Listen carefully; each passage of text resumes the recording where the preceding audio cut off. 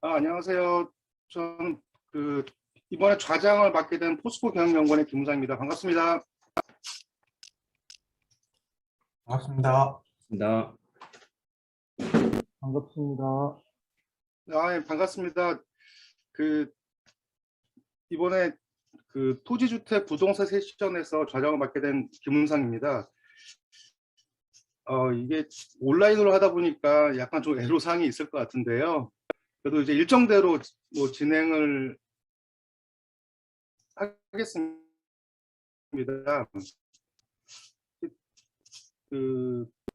지금 저희가 받은 자료에는 발제하시는 분이 3분이고, 그리고 이제 대구대학교 박기란 교수님 계시나요? 아직 안 들어오신 것 같은데 혹시 그럼 허브의 김성우 차장님. 네, 반갑습니다. 허브의 김종호입니다. 차장님 반갑습니다. 네. 오늘 발제하시는 분이 3분인데요. 아니, 3개의 논문이 발표가 될 예정이고요. 혹시 강릉 원주대학교 이한 선생님 계시나요? 네, 저 있습니다. 예, 안녕하세요. 반갑습니다. 안녕하세요. 그다음에 서울시립대학교 김성희 선생님 계시나요? 네, 여기 있습니다. 예, 반갑습니다. 그리고 마지막으로 연세대학교 구하민 선생님은 계시나요? 네, 안녕하세요. 안녕하세요. 다 계시네요. 제약이 있으니까 이제 시작을 하겠습니다. 지금 논문이 이제 3편이 발표가 되고요. 그러니까 시간이 이제 저희가 12시까지 주어져 있는데요. 그러니까 논문 한 편당 그러니까 한 20분에서 최대한 25분 정도까지 발제가 되면 좋을 것 같고요. 그리고 토론은 뭐 간략하게 이제 김성우 차장님이나 박강 교수님 들어오시면 한 15분에서 20분 정도 하고 이제 제가 랩업하는 어떤 이런 프로세스로 이제 진행을 하겠습니다. 그리고 마지막에는 이제 발제하시는 분들이 나가시고, 그리고 토론자하고 저하고 이제 우수 논문을 이제 한 편을 선정하는, 그리고 그러면서 이제 끝내는 어떤 이런 과정을 이제 진행을 하겠습니다. 뭐 이 자리가 저도 도시계획 전공을 했지만, 그러니까 민간 연구소에서 이제 오랫동안 일을 하다 보니까 저도 많이 배울 수 있는 자리일 것 같고요. 그래서 논문도 미리 좀 보긴 했었는데 되게 좀 시의성 있는 논문들인 것 같아요. 주제들이 전부 다. 그래서 저도 관심 있게 보고 그리고 많이 공부를 하겠습니다. 자, 그러면은 이한 선생님 먼저 이제 발표를 시작을 할까요? 알겠습니다.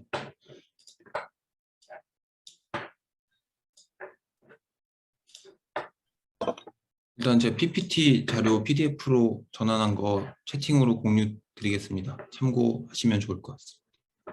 네.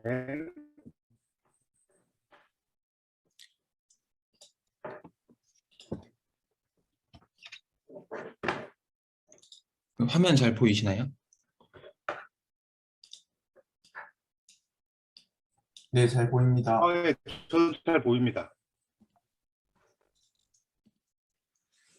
그럼 발표 시작하겠습니다.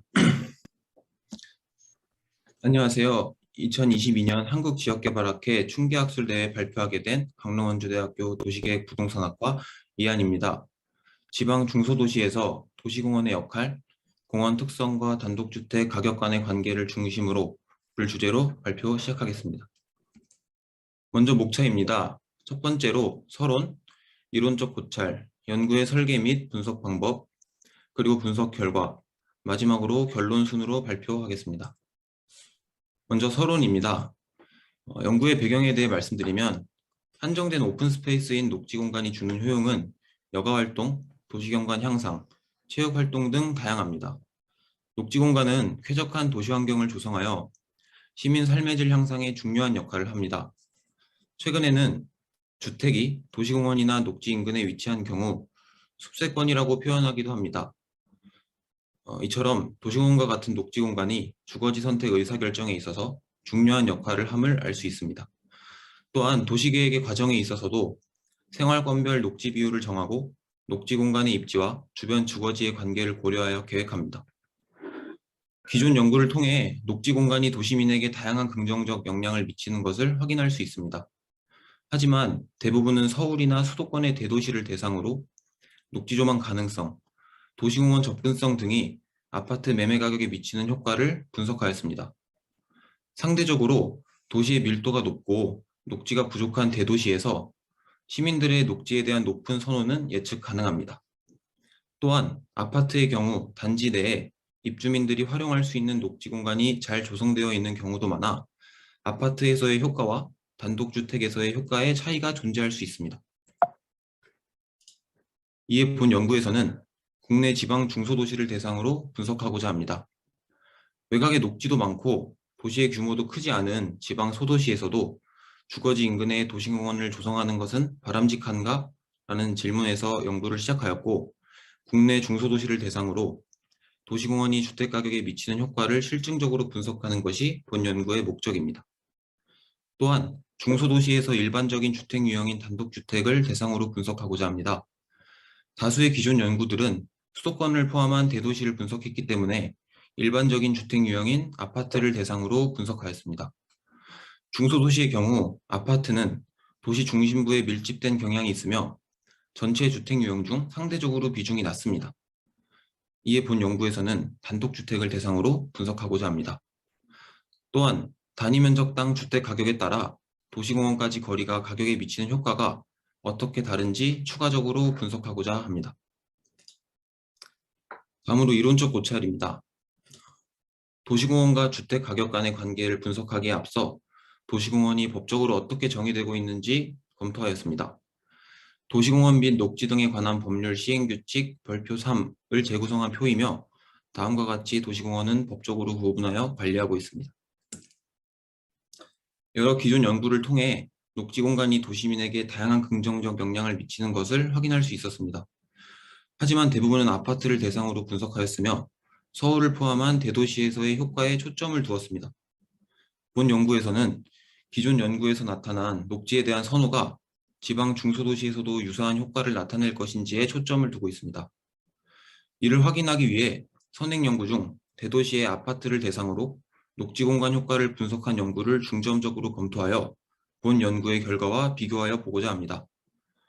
이 표는 검토한 기존 연구들을 기반으로 주택 가격의 도시공원까지 거리 탄력성을 요약한 것입니다. 대부분의 선행 연구들은 해도닉 가격 모형을 활용하여 분석하였습니다. 그 개수값은 분석 모형에 따라 다양하였는데 이중로그 모형을 적용한 경우 그대로 탄력치로 활용하였고 세미로그 모형, 역세미로그 모형, 선형 모형의 경우 탄력성으로 재계산하여 정리하였습니다. 표에서 별표 1개로 표시한 값은 통계적으로 유의하지 않은 값들을 나타내며 빨간 별표로 표시한 값들은 탄력성으로 제시 및 재산정한 값이 다른 연구에 비해 과도하게 높거나 그 방향이 반대인 경우입니다. 분석의 오류 가능성이 높을 것으로 추측하여 선행연구 탄력성 표본에서 제외하였습니다. 요약하면 탄력성 계수값의 평균은 마이너스 0.054이고 평균 플러스 마이너스 1 표준 편차 범위를 보면 마이너스 0.024에서 마이너스 0.085로 이는 도시공원까지 거리가 2배 가까워질 때 주택 가격은 2.4%에서 8.5% 정도 통계적으로 유의한 수준에서 증가한다고 볼 수 있습니다. 괄호 안의 값은 일부 통계적으로 유의하지 않은 값까지 포함하여 계산한 값인데 이를 보더라도 거의 유사한 수치가 나오는 것을 확인할 수 있습니다. 연구의 설계 및 분석 방법입니다. 분석 범위는 박세훈 외에서는 2015년 인구주택 총조사의 인구수를 기준으로 인구 5만 이상, 50만 이하의 비수도권 도시를 지방 중소도시로 정의하였고 40개 도시를 분석하였습니다. 본 연구에서는 이를 활용하였는데 실거래가 정보가 매우 적었던 경주시와 본 연구의 핵심 변수인 도시공원 정보가 없었던 김제시, 교통 편의성 확인을 위해 활용한 버스 정류장 정보가 없었던 보령시와 나주시, 이렇게 4개 도시를 제외한 36개 도시를 대상으로 분석하였습니다. 다음은 분석 대상지에 대한 위치 정보입니다. 실거래가 정보에는 주소 정보를 함께 제공하고 있어 이를 좌표화하는 과정을 통해 데이터를 구축하였습니다. 다른 변수들 또한 실제 수집한 자료를 기반으로 좌표화하는 과정을 거쳤고 간략히 보여드리면 다음과 같습니다. 본 연구에서는 세 가지 모형을 적용하였는데, 첫 번째로 해돈익 가격 모형은 주택 가격은 주택의 잠재적인 특성들에 의해 결정되고 그 특성들의 개별적인 가격을 모두 합한 것이 주택의 가격을 결정한다고 보는 이론입니다. 검토한 다수의 기존 연구에서 해돈익 가격 모형을 주로 사용한 것을 확인하였고, 본 연구에서도 1차적으로 해돈익 가격 모형을 적용하였습니다. 하지만 본 연구에서는 36개 도시를 대상으로 분석하다 보니 이들 지방 중소도시 간 주택가격 차이가 존재할 수 있는 문제가 있어 이를 통제한 다수준 분석 모형을 추가적으로 적용하였습니다. 또한 본 연구의 또 하나의 가설인 도시공원 효용이 저가주택과 고가주택에서 차이가 있을 수 있다는 것인데, 이를 검증하기 위해 분위기 분석을 추가적으로 적용하였습니다. 다음으로 변수 선정입니다. 본 연구에서 사용한 변수들은 기존 도시공원과 주택 가격 간의 관계를 분석한 연구들과 단독주택 가격 결정 요인을 분석한 연구들을 검토하여 변수를 산정하였고, 다양한 데이터를 활용하여 자료를 구축하였습니다. 먼저 종속 변수인 단위면적당 주택 가격의 경우 국토교통부 단독 다가구 매매 실거래가 정보를 활용하였고, 시간적 범위는 2006년부터 2021년까지입니다. 실거래가 세부 분류를 살펴보면 단독주택, 다중주택, 다세대주택, 공관 등으로 나뉘는데, 본 연구에서는 한 건물 전체를 한 세대가 사용하는 단독주택과 공관만을 대상으로 하였습니다. 독립변수를 살펴보면 주택 특성의 경우 국토교통부 실거래가 정보와 용도별 건물 정보 데이터를 활용하여 구축하였습니다.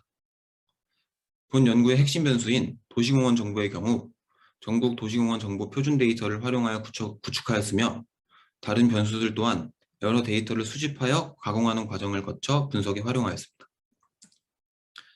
분석 결과에 대해 말씀드리겠습니다. 기초 통계량은 다음과 같고 전체 표본은 38,097개입니다. 해돈익 모형 분석 결과를 살펴보겠습니다. 모델 1과 모델 2는 지역 간 특성을 통제하기 위해 지역 특성 변수 대신 도시별 더미를 넣어 비교한 모형입니다. 실제 분석에는 강릉시를 참조 집단으로 넣어 기타 35개 도시의 결과를 독립 변수로 함께 넣었지만, 본 분석에서 초점을 두고 있는 것은 도시공원 특성이므로 도시 간 차이를 확인하는 것은 더 이상 의미가 없어 생략하였습니다. 모델 3과 모델 4는 도시 더미 대신 지역 특성 변수로 녹지 비율, 인구 밀도, LQ 제조업 값을 추가해 통제한 분석이며, 추가로 공원 거리와 교호작용 변수를 포함하여 분석하였습니다. 모형의 적합성은 모델 1과 모델 2가 모델 3과 모델 4에 비해 높은 것으로 나타났습니다. 살펴보면 대부분 기대한 것과 일치하는 것으로 나타났습니다. 본 연구에서 중점적으로 살피고자 하는 도시공원 특성을 보면 모델 1에 따르면 지방 중소도시에서 가장 가까운 공원까지의 거리가 1km 증가할 때 단독주택 가격은 1.5% 하락하는 것으로 나타났습니다. 이중로그 모형인 모델 2의 탄력성으로 보면 그 계수값이 마이너스 0.053으로 선행연구 평균 탄력성인 마이너스 0.054와 거의 동일한 것으로 나타났습니다. 모델 4의 경우 계수값이 마이너스 0.034로 모델 2에 비해 상대적으로 도시공원 거리 효과가 낮게 나타났지만, 이 결과도 선행연구 탄력성 평균 플러스 마이너스 1 표준 편차 범위 내에 있는 것을 확인하였습니다. 공원 면적의 경우 모델 3과 모델 4의 결과 주택 가격과 음의 상관관계가 있는 것으로 나타났지만, 모델 1과 모델 2에서는 통계적으로 유의하지 않은 것으로 나타나 일관된 특성으로 보기에는 무리가 있습니다. 공원 유형의 경우 생활권 공원을 1로, 주제공원을 0으로 더미화하여 분석하였습니다. 분석 결과 주거지 주변의 공원이 생활권 공원일수록 가격에 긍정적인 영향을 미치는 것으로 나타났습니다. 이는 생활권 공원을 시민들이 일반적으로 생활에 많이 이용하는 공원으로, 주제공원을 외지인이 많이 찾는 대형 공원으로 추정하여 구분하면 외지인이 많이 찾는 대형 공원이 단독주택 주변에 있는 것보다 소형공원을 조금 더 선호하는 것으로 해석할 수 있습니다. 교호작용 변수를 보면 도시공원 거리와 층수는 그 개수값이 두 모형 모두에서 음수로 나와 서로 시너지 효과가 있는 것을 확인하였습니다. 이는 층수가 높을수록 공원 거리가 가까우면 경관이 좋아지기 때문인 것으로 추정할 수 있습니다. 공원 거리와 지역 녹지율의 경우 두 모형에서 개수값이 다르게 나왔는데 그 이유에 대해 생각해보면 모델 3과 모델 4에서 지역별 차이를 통제하지 않았기 때문인 것으로 추측할 수 있습니다. 다수준 분석 결과를 살펴보겠습니다. 앞선 헤드닝 모형 결과 중 모델 1과 모델 2는 도시 간 차이를 더미화하여 통제한 모형이나 모델 3과 모델 4는 지역 간 차이를 제대로 통제하지 못한 결과이므로 그대로 수용하기 어렵기 때문에 지역 간 차이를 통제하고 분석하기 위해 다수준 분석을 적용하였습니다. 다수준 분석에서는 교호작용의 일치성에 무리가 없는지 확인하기 위해 교호작용을 제외한 모델 5와 모델 6, 교호작용을 포함한 모델 7과 모델 8을 비교하여 살펴보았습니다. 모형의 적합도는 42%에서 43%로 조금 개선되었으며 전반적인 결과는 일반 회귀 분석 결과와 유사하였습니다. 공원 특성 변수를 살펴보면 공원 거리는 모형에 따라 효과의 크기 차이는 있지만 모두 통계적으로 유의한 수준에서 주택 가격에 긍정적인 영향을 미치는 것으로 나타났습니다. 공원 면적은 통계적으로 유의하지 않은 것으로 나타나 공원의 크기 효과가 있다고 보기는 어렵다고 해석할 수 있습니다. 공원 유형은 일반 회귀 분석과 비슷한 결과를 보였습니다. 교호작용을 살펴보면 공원 거리와 지역 녹지율 간의 교호황이 두 모형 모두에서 양수로 나와 녹지율이 높은 중소도시에서 공원 거리 효과가 일부 상쇄됨을 확인하였습니다. 이는 녹지율이 높은 도시에서 공원 거리의 효과는 작아지는 것을 의미합니다. 다수준 분석을 통해 지역 간 차이를 통제하여 분석한 결과 중소도시는 도시의 규모도 작고 외곽에 녹지가 많이 있음에도 불구하고 여전히 도시민 효용의 측면에서 도시공원은 필요함을 확인하였습니다. 분위기 분석 결과를 살펴보겠습니다. 단독주택 가격 분위에 따라 도시공원 거리가 단독주택 단위면적당 가격에 미친 영향을 확인하기 위해 추가적으로 분위기 분석을 적용하여 살펴보았습니다. 세미로그 모형과 이중로그 모형을 적용하였으며 Y축은 회귀 개수이며 X축은 값이 증가할수록 단독주택 가격이 상승하는 것을 의미합니다. 붉은색 가로 실선의 추정값은 일반 회귀 모형으로 분석한 결과로 볼 수 있는데 이는 본 연구에 모델 3과 모델 4의 회귀 개수 값과 거의 유사한 것으로 나타났습니다. 이중로그 모형으로 살펴보면 본 연구의 핵심 변수인 공원거리는 주택 가격과 반비례하는데 그 효과가 저가주택에서 훨씬 더 큰 것을 확인할 수 있습니다. 이는 고가주택에서보다 저가주택에서 도시공원 인접성이 주택가격에 미치는 영향이 더 큰 것을 의미합니다. 공원 면적의 경우 영향도 미미하였고 주택 가격대에 따라 큰 차이를 확인하지 못하였습니다. 공원 유형의 경우 단독주택 주변에 생활권 공원이 있으면 다른 주택에 비해 가격이 더 높은 것으로 나타났는데 이 같은 효과는 저가주택에서 더 큰 것을 확인하였습니다. 교호작용을 살펴보면 일반 회귀 분석의 경우 세미로그 개수값은 양수로, 이중로그 개수값은 음수로 나타났는데 분위기로 나누어 보면 주택 가격에 따라 그 특성이 다른 것을 확인할 수 있습니다. 일반 회귀 분석에서는 두 결과를 평균하면서 그 변곡점에서 부호가 반대로 나온 것을 추측할 수 있습니다.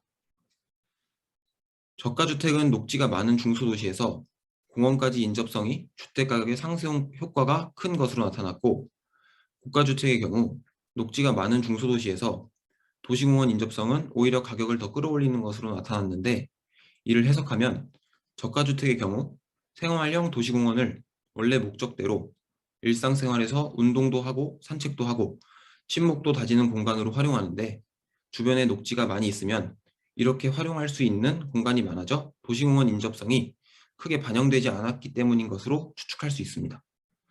반면에 고가주택은 도시공원의 희소성 때문에 이러한 결과가 나온 것으로 추측할 수 있습니다.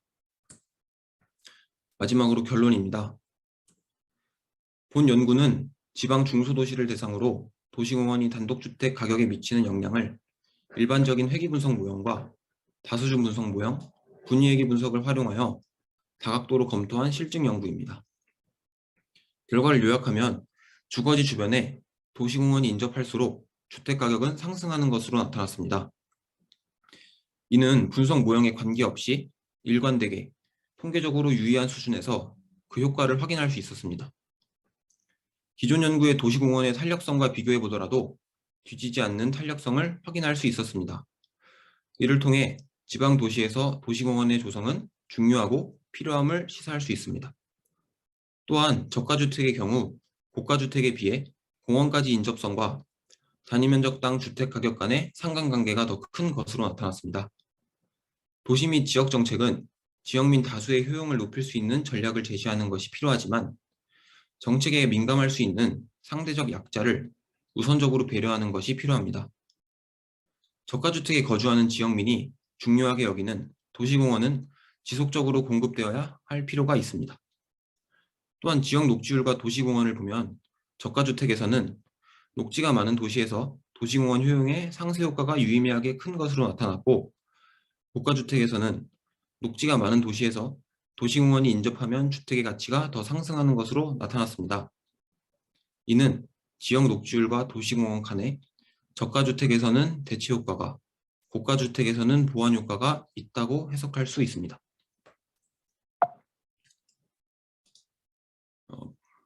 본 연구의 한계입니다. 본 연구에서는 36개 도시를 대상으로 분석하다 보니 특정 도시의 정보가 없으면 단독주택 가격에 영향을 줄 수 있는 요소임에도 불구하고 반영하기 어려웠습니다. 최대한 핵심 변수를 누락하지 않고 반영하려고 노력하였으나 단독주택 가격 결정 요인 전부 모두를 반영했다고 보기에는 어렵습니다. 또한 대중교통 편의성을 제대로 보기 위해서는 버스 정류장의 위치뿐만 아니라 버스 서비스의 강도도 중요한데 이를 모두 반영하여 분석하기에는 어려움이 있었습니다. 중소도시의 경우 외곽 지역까지 버스 정류장은 설치되어 있지만 운행을 하지 않는 경우 하루에 한 대만 다니는 경우도 있습니다. 또한 지하철과 달리 주민 수요가 줄어들면 노선을 변경하기도 합니다. 즉 시점마다 대중교통 서비스의 수준이 다를 수 있는데 이를 모두 반영하여 분석하기에는 어려움이 있었습니다. 향후 관련 연구에서는 이런 점들을 개선하여 분석할 필요가 있을 것으로 보입니다. 발표 들어주셔서 감사합니다. 이상으로 발표 마치겠습니다.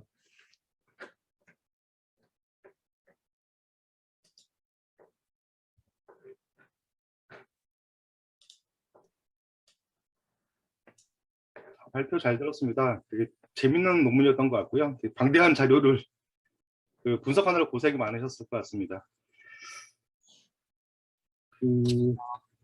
김성우 차장님 코멘트는 어떻게 다 끝나고 나서 따로 할까요? 아니면은 건별로 코멘트 하시는 게 좋으실까요? 저기, 박철환 교수님, 박철환 교수님하고 같이 해야 되니까, 오히려 박지란 교수님 그러셨나요? 박경 교수 연락이 지금 안 돼가지고요. 그러면 뭐 제 개인적인 생각으로는 조금 기다리는 측면에서 앞에 발표를 좀 먼저 듣고, 최종적으로 이렇게 토론하는 게, 하는 게 어떨지 해서, 저는 개인적으로 그렇게 생각합니다. 예, 차장님 알겠습니다. 저 그러면은 다 다른 두 분 발표도 듣고 나서 마지막에 이제 한꺼번에 토론하는 걸로 이렇게 진행을 하겠습니다. 자, 그러면 두 번째 발표자신 서울시립대학교 김성희 선생님의 이제 시민 중심 스마트 시티 운영을 위한 시민 페르소나 생성 알고리즘 연구 주제를 발표를 듣겠습니다.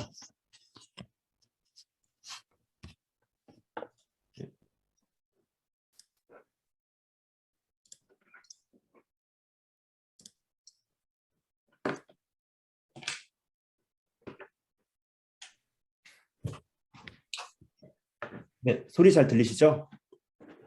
예, 잘 들립니다. 네, 안녕하세요. 서울시립대학교 스마트시티학과 석사과정 김성희입니다. 저는 대학원 입학 전에 IT 분야에서 UX 기획자로 일을 해왔었는데요. 서비스를 개발할 때 사용자 중심적인 접근, 잠시만요. 예, 사용자 중심적인 접근으로 사용자의 경험을 향상시키는 일이었습니다. 대학원에서 스마트 시티에 대해 연구를 하면서 우리나라에서 스마트 시티는 시민 중심적인 그리고 시민이 주도하는 방식이 필요하다는 공감대가 형성이 되었음에도 불구하고 이를 견인할 구체적 방법론이 부족하다는 점을 발견하게 되었습니다. 그래서 본 논문에서는 페르소나라는 가상의 사용자를 만들어서 서비스를 개발했던 제 지식과 경험을 바탕으로 시민 중심의 스마트 시티 운영에 있어 이를 적용해보는 방법론을 연구해 보았습니다. 제 연구 제목은 시민 중심의 스마트 도시 운영을 위한 페르소나 생성 알고리즘 연구입니다. 발표는 다음과 같이 논문의 순서와 동일하게 진행하겠습니다. 스마트 시티는 시민의 편리하고 쾌적한 삶을 위해 첨단 기술과 인프라를 활용하여 도시 문제를 해결하고 새로운 산업을 육성할 수 있는 신성장 동력으로 평가받고 있습니다. 현재 우리나라는 초기 UCT 사업을 통해 적극적으로 인프라를 조성했고 그 결과 오른쪽 그림과 같이 스마트 시티 발전 단계에서 3단계인 수평적 구축 단계에 이르렀습니다. 보통 국가에서 스마트 시티를 도입할 때에는 우리나라와 같이 초기에 인프라 조성, 기술 개발에 대규모 정부 예산이 투입되게 됩니다. 이에 따라 중앙정부 주도의 하향식 사업이 진행되는 것은 어쩌면 전 세계적으로 당연한 일일 것입니다. 그러나 향후 지속 가능한 스마트 시티 모델로의 발전을 위해서는 이러한 추진 방식을 지속하는 것은 한계가 있다고 하겠습니다. 여러 연구에서는 보다 발전된 스마트 시티 모델 구현을 위해 다음의 과제를 제시하고 있습니다. 첫째, 시민들의 공공 서비스에 대한 요구를 파악해야 하며, 둘째, 데이터에 입각한 정책을 발굴해야 하고, 셋째, 시민과 민간 등으로 운영 주체가 확대되어야 한다입니다. 이러한 시민 중심 스마트 시티를 구현하기 위해 스마트 시티 리빙랩이라는 시도가 있었습니다. 이는 시민의 의견을 수용한 서비스의 구현 방법론으로서 시민, 전문가, 기업 등이 연계 협력하여 ICT 기술을 실험하는 것입니다. 그러나 이 역시 실질적인 시민 참여가 활발하지 않았고 주민 모집에 어려움이 있으며 시민 피드백이 정책 반영에 영향력이 없다는 전문가의 의견이 있었습니다. 또한 실시간으로 변화하고 산재되어 있는 도시 정보를 수집하고 민간과 시민이 이를 활용할 수 있도록 융합 및 해석하는 통합 플랫폼이 없다는 점도 시민 중심 스마트 시티 운영 모델로 가는 하나의 장애물로 제시가 되었고 그 외 개인정보와 보안 이슈가 제기되었습니다.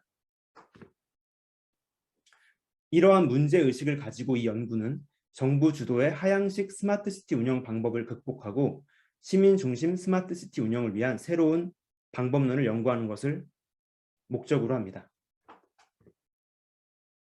본 연구는 크게 4가지 흐름으로 진행이 됩니다. 먼저 성향 연구를 검토하여 연구를 구체화합니다.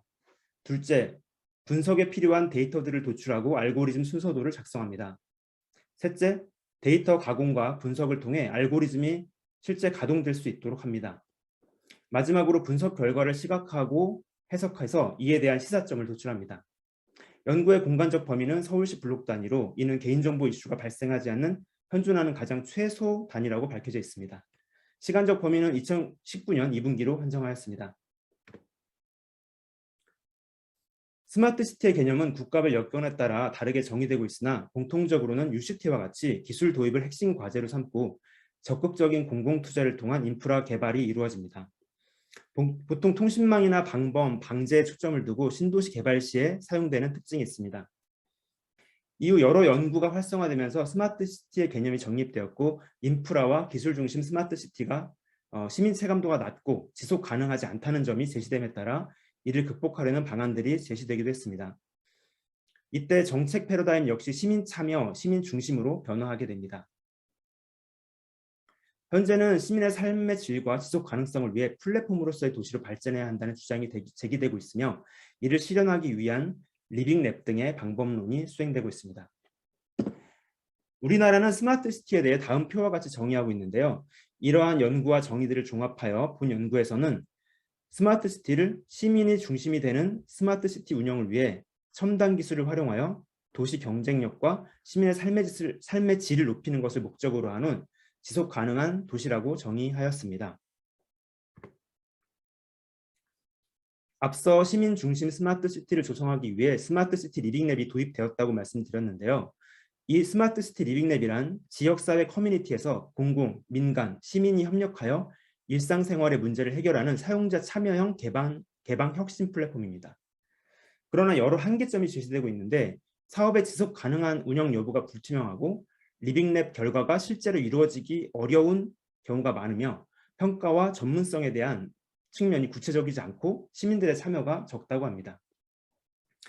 이에 대한 대안으로 최준영은 시민의 의견을 직접 청취하지 않더라도 빅데이터 기술로 수집된 개인정보와 금융 소비 데이터를 통해 공공 서비스 수요를 파악할 수 있다는 가능성을 제시하였습니다.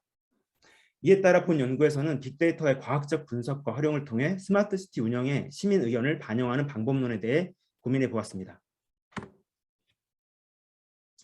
본 연구에서 활용하는 개념인 페르소나란 어떤 제품이나 서비스를 사용할 만한 목표 인구 집단 내에 다양한 사용자들을 대표하는 가상의 인물을 말합니다. 쉽게 말해서 아바타인 셈이죠. 보통 경영 측면에서 제품과 서비스를 개발할 때 시장, 환경, 사용자들을 쉽게 이해하기 위해 사용하는 방법론이 되겠습니다. 페르소나를 구성하는 요소로는 아래의 표와 같이 인물의 배경, 설계 대상과의 관계, 설계 대상을 이용하는 목적, 요구, 태도 등과 특정 지식과 능숙도 등이 있습니다. 페르소나 개념을 도시 분야에 접목하는 것은 아직 활발한 논의사항은 아닙니다. 그럼에도 스마트 시티 서비스 분야에서는 이러한 페르소나 개념을 도입하려는 시도가 몇몇 존재하였습니다. 다음의 표와 같은 연구들에서는 수요자 맞춤형 스마트 시티 서비스를 제공하고 다양한 시민의 삶과 그 요구를 반영하기 위해 페르소나를 활용하고 있었습니다. 본 연구는 시민 중심 스마트 시티 운영을 위해 실제 시민의 의견을 반영하지 못했던 리빙랩, 설문조사 등의 문제점을 극복하고 페르소나 개념을 활용한 새로운 시민 의견 반영 방법을 제안하고자 합니다. 시민 페르소나는 간단히 말하면 기존의 사용자 중심 개발을 위한 도구인 페르소나의 개념을 알고리즘화한 것으로 할 수 있습니다. 이 시민 페르소나를 중심으로 여러 종류의 빅데이터를 통합하고 위치 기반으로 제공하여 도시의 서비스 개발과 운영에 활용할 수 있습니다. 아래의 그림은 시민 페르소나가 어떤 프로세스로 생성이 되는지를 나타내는 개념도입니다. 각종 데이터들을 투입하고 통합 및 변환 과정을 거친 후에 각 블록별로 대표 페르소나가 생성되게 됩니다. 여기서 사용자들은 활용 목적에 따라 성별이나 연령대별 혹은 소득 유형별로 좀 더 세분화된 페르소나를 만들어낼 수 있습니다. 이제 밑에 아래 그림을 보시면 좀 더 이해가 빠르실 것 같습니다. 그럼 시민 페르소나를 어떻게 구현하는지 한번 보겠습니다. 선행연구에서 타쿠리아가 정리한 도시 빅데이터의 종류 중에 민간 데이터를 기반으로 활용할 빅데이터를 선별하였는데요. 빅데이터의 선별 기준은 첫째가 페르소나라는 성격에 부합하는가, 둘째 도시 서비스 개발이라는 목적에 부합하는가, 셋째 서울시 빅데이터 캠퍼스에서 구득이 용이한가, 넷째 서울시 블록 단위 경계도의 통합이 가능한지였습니다. 그렇게 선별한 빅데이터를 정리한 표가 오른쪽에 있는 표가 되겠습니다. 선별된 빅데이터를 토대로 기존의 페르소나 항목 구성을 참고하여 시민 페르소나 구성 요소를 다음과 같이 정리해 보았습니다.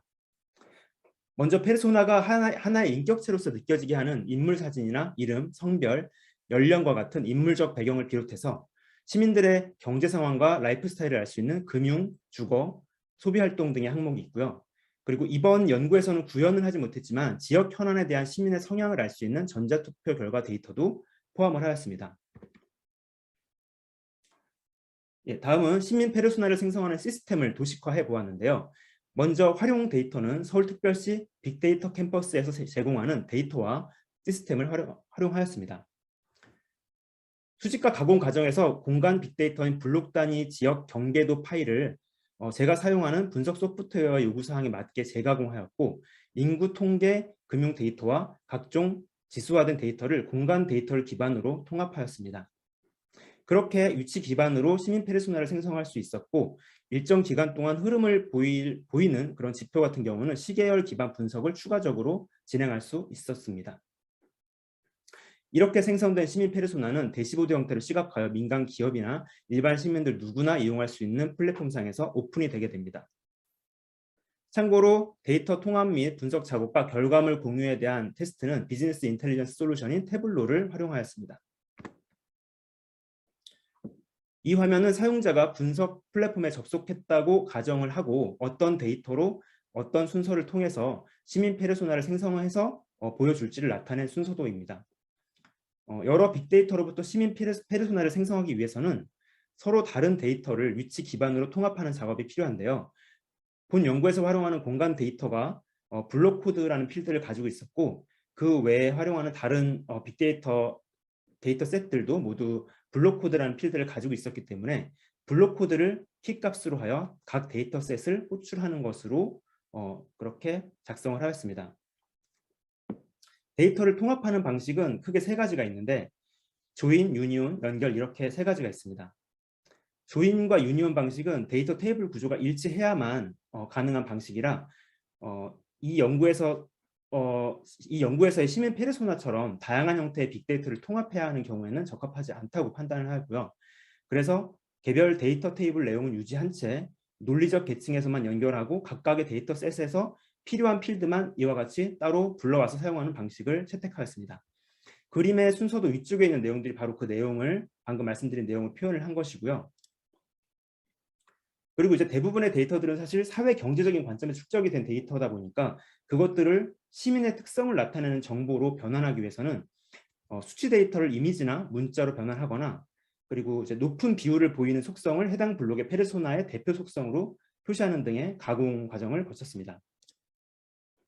이런 과정을 거치면 이제 아래 빨간 박스 안에 있는 것과 같이 그 시민 페르소나를 구성하는 요소들이 출력이 되게 됩니다. 방금까지 말씀드린 내용은 각 블록을 대표하는 디폴트 페르소나에 대한 이야기고요.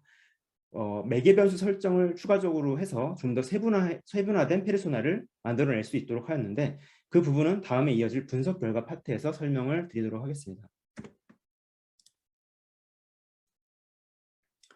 예, 이 연구를 진행하기 위해 사용한 공간 데이터는 서울시 블록 단위 경계도인데 블록 단위 지도를 사용한 이유는 대부분의 도시 사업이 진행되는 가장 기본적인 단위가 블록이고 또 서울시를 기준으로 블록당 평균 인구수가 124명 정도 되는데 성별을 기준으로 나누게 되면 남과 여 이렇게 해서 페르소나당 약 60명 정도 그리고 나이대를 기준으로 하면 10대부터 70대까지 총 7단계가 돼서 페르소나당 10명에서 20명 내외의 인구를 대표하는 것이 되어서 그 시민 페르소나가 의도한 대로 미시적인 공간 차원에서 시민들의 특성을 파악할 수 있다고 보았습니다. 이번 연구에서 제가 시민 페르소나를 구성하는 항목으로 총 15가지 항목을 제시했는데요. 빅데이터 캠퍼스 내 자료만 활용해야 하는 점과 컴퓨터 리소스 등의 한계로 시민 페르소나의 모든 항목에 대한 데이터를 불러오지는 못했고요. 15개 중에 9개의 항목만 출력을 해볼 수 있었습니다. 이렇게 블록당 하나의 대표성을 지닌 디폴트 페르소나가 있고 그 페르소나를 활용 목적에 따라서 성별, 연령대별 혹은 수입 유형별로 세분화하여 볼 수 있도록 하였습니다. 디폴트 페르소나의 경우에는 성별과 같이 남자 또는 여자로 두 가지 유형만 존재하는 데이터의 경우에는 과반 이상을 차지하는 성별을 해당 블록의 대표 성별로 하였고 나이대와 같이 다수의 유형이 존재하는 경우는 블록 거주자 나이의 평균값을 출력하였습니다. 그 외에 연소득이나 대출액, 각종 지수의 경우도 마찬가지로 평균값이 출력되도록 하였습니다.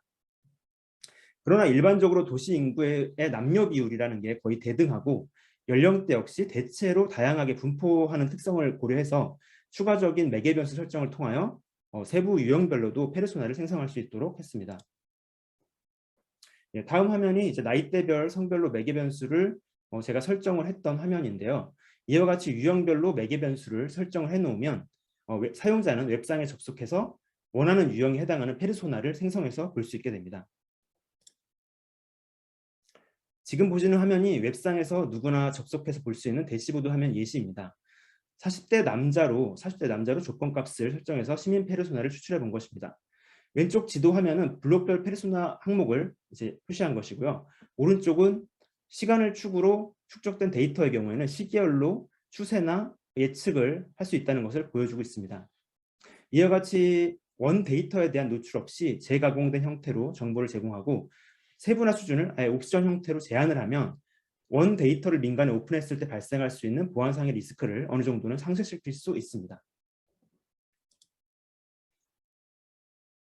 예, 마지막으로 결론입니다. 제품 및 서비스 개발 분야의 페르소나 개념을 도시 빅데이터를 활용하여 알고리즘화한 연구였습니다. 시민과 민간의 참여라는 숙제를 빅데이터와 알고리즘을 통해 지능화할 수 있는지 그 가능성을 탐구하였고요. 거주민들의 소비 경제 활동으로 발생한 빅데이터로 시민 페르소나 생성에 간접적인 기여가 가능할 수 있다는 것을 어느 정도 확인하였습니다. 그리고 또 이제 원 데이터에 대한 접근 시 민간이 접근했을 시에 발생할 수 있는 보안상의 문제를 페르소나라는 가상의 매개체를 통해서 일부 상쇄할 수 있다고 보았습니다. 본 연구를 통해 얻은 시사점은요. 빅데이터를 활용한 시민 페르소나로 도시 서비스 개발 사업 진행 시 거주민 특성 파악에 드는 시간과 비용을 절감하는 것이 가능할 것으로 보았습니다. 이번 연구에서는 빅데이터를 활용한 시민의 간접적인 참여에 대해서만 실험을 해보았는데 전자주민 투표 결과와 같은 적극적인 의사표현 결과를 시민 페르소나 특성에 반영하는 것도 가능하다고 보았습니다. 그리고 또 정부에서 진행하고 있는 마이데이터 사업과 같이 개인의 데이터에 대한 주권을 각 개인이 가져가는 그런 사업과 연계하여 개인의 구매 데이터나 신체 데이터, 의료 데이터 등을 개인이 스스로 제공을 하도록 유도한다면 풍부해진 빅데이터를 활용한 좀 더 고도화된 시민 페르소나도 생성이 가능할 것으로 내다봤습니다. 네, 마지막으로 이번 연구를 발전시킨 향후 제 연구 과제는 이번에 사용했던 금융소비 빅데이터 외에 다른 종류의 빅데이터를 투입하여 시민 페르소나를 생성해보는 실험을 해보고 싶고요. 그리고 인간 지능 기술을 적용하여 디지털 트윈과 같은 가상세계에서 시민 페르소나를 활용한 시뮬레이션 같은 연구들도 향후 진행을 해보고 싶습니다. 네, 지금까지 저의 발표를 들어주셔서 감사합니다. 도시계획에 이제 좀 IT 산업이 좀 이제 본격화가 되가 했던 탑다운 방식의 스마트 시티와는 다르게 약간 보텀업으로 약간 도시민의 질적인 어떤 니즈도 이제 좀 적극적으로 고려해야 되는 시점이 아닐까라는 생각이 들게 하는 그런 논문이었던 것 같습니다.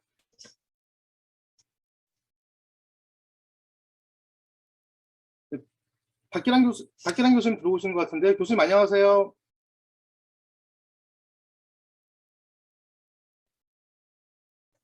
교수님 음소거. 네네. 제가 그 시간을 좀 착각해가지고 그 30분으로 좀 착각해서 좀 대단히 죄송합니다. 자료는 좀 미리 보고 왔습니다. 죄송합니다. 아닙니다. 예, 진짜 네네. 좋은 감사합니다. 네. 감사합니다.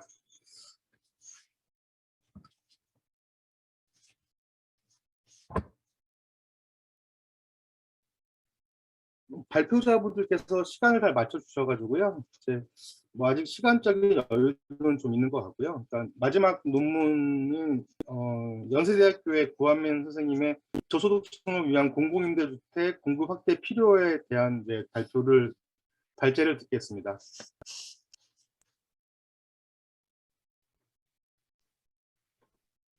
네, 혹시 잘 보이시나요? 네, 잘 보입니다. 네, 그 발표를 시작하겠습니다. 저는 발표를 맡은 연세대학교 도시계획연구실 구한민입니다. 저는 저소득층을 위한 공공임대주택 공급 확대 필요에 대해서 오늘 발표를 드리려고 합니다. 네, 발표 목차는 다음과 같습니다. 네, 우선 연구의 배경입니다.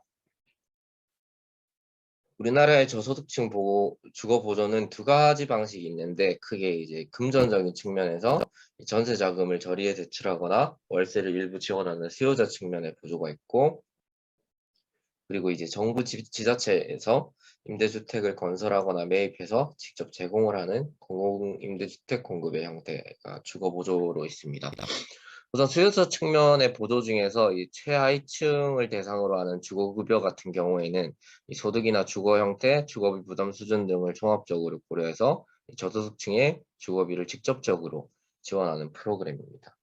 주거안정 월세 대출, 버팀목 전세자금 대출과 같은 이 저리의 임차 보조 프로그램도 다 저소득층의 주거 보조를 위한 그러한 프로그램 중 하나라고 할 수 있습니다. 그리고 취약계층의 주거를 지원하기 위해서 이루어지는 이 다양한 유형의 공공임대주택 공급도 이 세계적으로 주거복지의 대표적인 수단입니다. 이 미국에서도 하우징 프로젝트라는 형태로 이 공공임대주택의 공급을 꾸준하게 수행해 오고 있습니다. 우리나라에서는 2008년에 주택 보급률이 100%를 상회하기 시작했습니다. 그래서 이 주거 정책의 패러다임이 이 주택 공급이 물론 지속적으로 필요하긴 하지만 주택 공급의 양적 문제는 어느 정도 완화가 되었다고 보고 이 취약계층에 대한 주거 복지가 필요하다는 문제의식이 이제 더 크게 대두가 되면서 이 공공임대주택의 공급이 이 시기부터 꾸준히 확대되어 오기 시작했습니다. 근데 이 주거정책 패러다임이 변화를 함에도 이 주거정책은 정치와 긴밀한 관계를 맺고 있기 때문에 어느 정도의 정치성을 가지고 있습니다. 이 정책은 구조적으로 정치적인 이데올로기에 영향을 받고 이 킹던의 다중 흐름 모형 같은 경우를 생각해 볼 때도 이 정책 과정에서는 이 정책의 흐름과 정치의 흐름, 문제의 흐름 이런 것들이 하나 합쳐졌을 때 이 하나의 정책이 탄생을 한다고 합니다.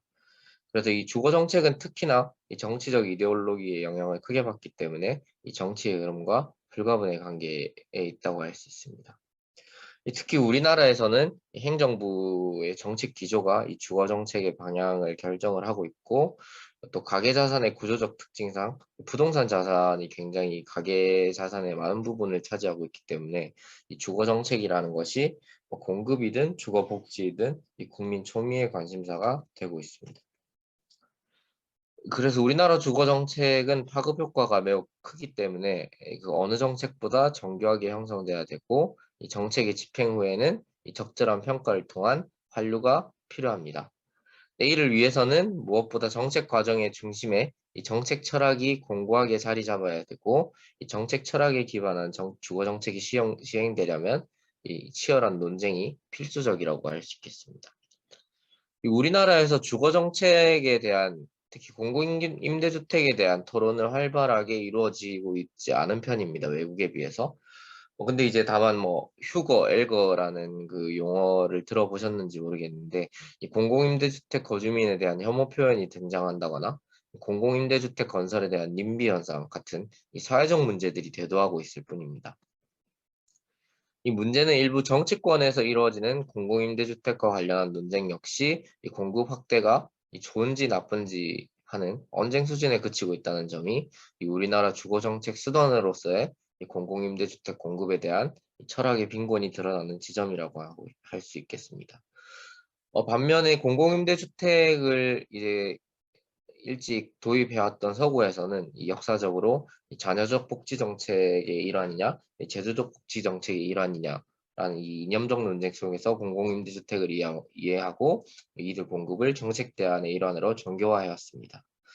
그래서 저희는 우리나라 공공임대주택과 관련한 이 다양한 이념적, 사회적, 정책적 논의를 폭넓게 고찰하고 그리고 저소득층을 위한 공공임대주택 공급 확대의 필요를 검토하고자 합니다. 먼저 공공임대주택 관련 현황에 대해서 간단히 설명드리겠습니다.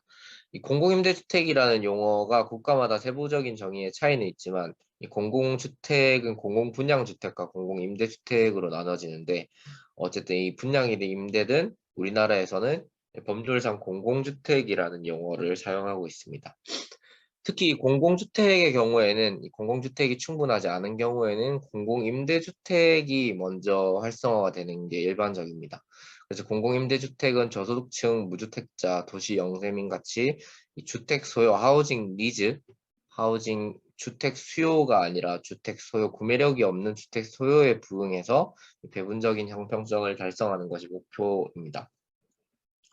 그래서 임대주택이라는 개념도 1980년대 초반까지만 해도 우리나라에서 명문화된 규정들이 없었는데 1980년대 그리고 1980년대 후반에 일기 신도시를 만들면서 이 주택이 200만 호가 갑자기 폭발적으로 건설되면서 이 임대주택이 많이 생겨나게 되었고 그리고 이 당시에 첫 번째 명문화가 이루어졌습니다. 이 제도적인 임대주택은 아래 표와 같이 임대주체와 취득 방법에 따라 구분할 수 있고 이 중에 빨간색 테두리로 표시한 부분이 공공임대주택에 해당합니다. 주택 시장에서 공공임대주택은 실제 다양한 유형으로 공급되고 있는데 아래 표를 보시면 굉장히 다양한 유형이 있습니다. 그래서 최근에 이러한 유형들을 조금 통합적으로 공급을 하고 이 수요자들에게 정보에 혼선이 없도록 조금 그런 측면을 도모해보자는 입장에서 이 통합공공임대라는 형식으로 이런 것들을 합치고자 하는 시도를 하고 있는데 어쨌든 이 기존에 공급되어 있는 것들 그리고 공급되어 있는 것들의 물량은 지속적으로 또 순환이 되고 있기 때문에 이렇게 다양한 유형이 존재하고 있다고 할 수 있습니다. 그래서 이 중에 의무적인 임대 기간이 10년 이상인 공공임대주택을 통틀어서 이 장기 공공임대주택으로 구분하게 됩니다. 89년 영구임대주택 건설을 시작으로 이 정부 정책 기조에 따라 공공임대주택이 꾸준하게 공급되어 왔습니다.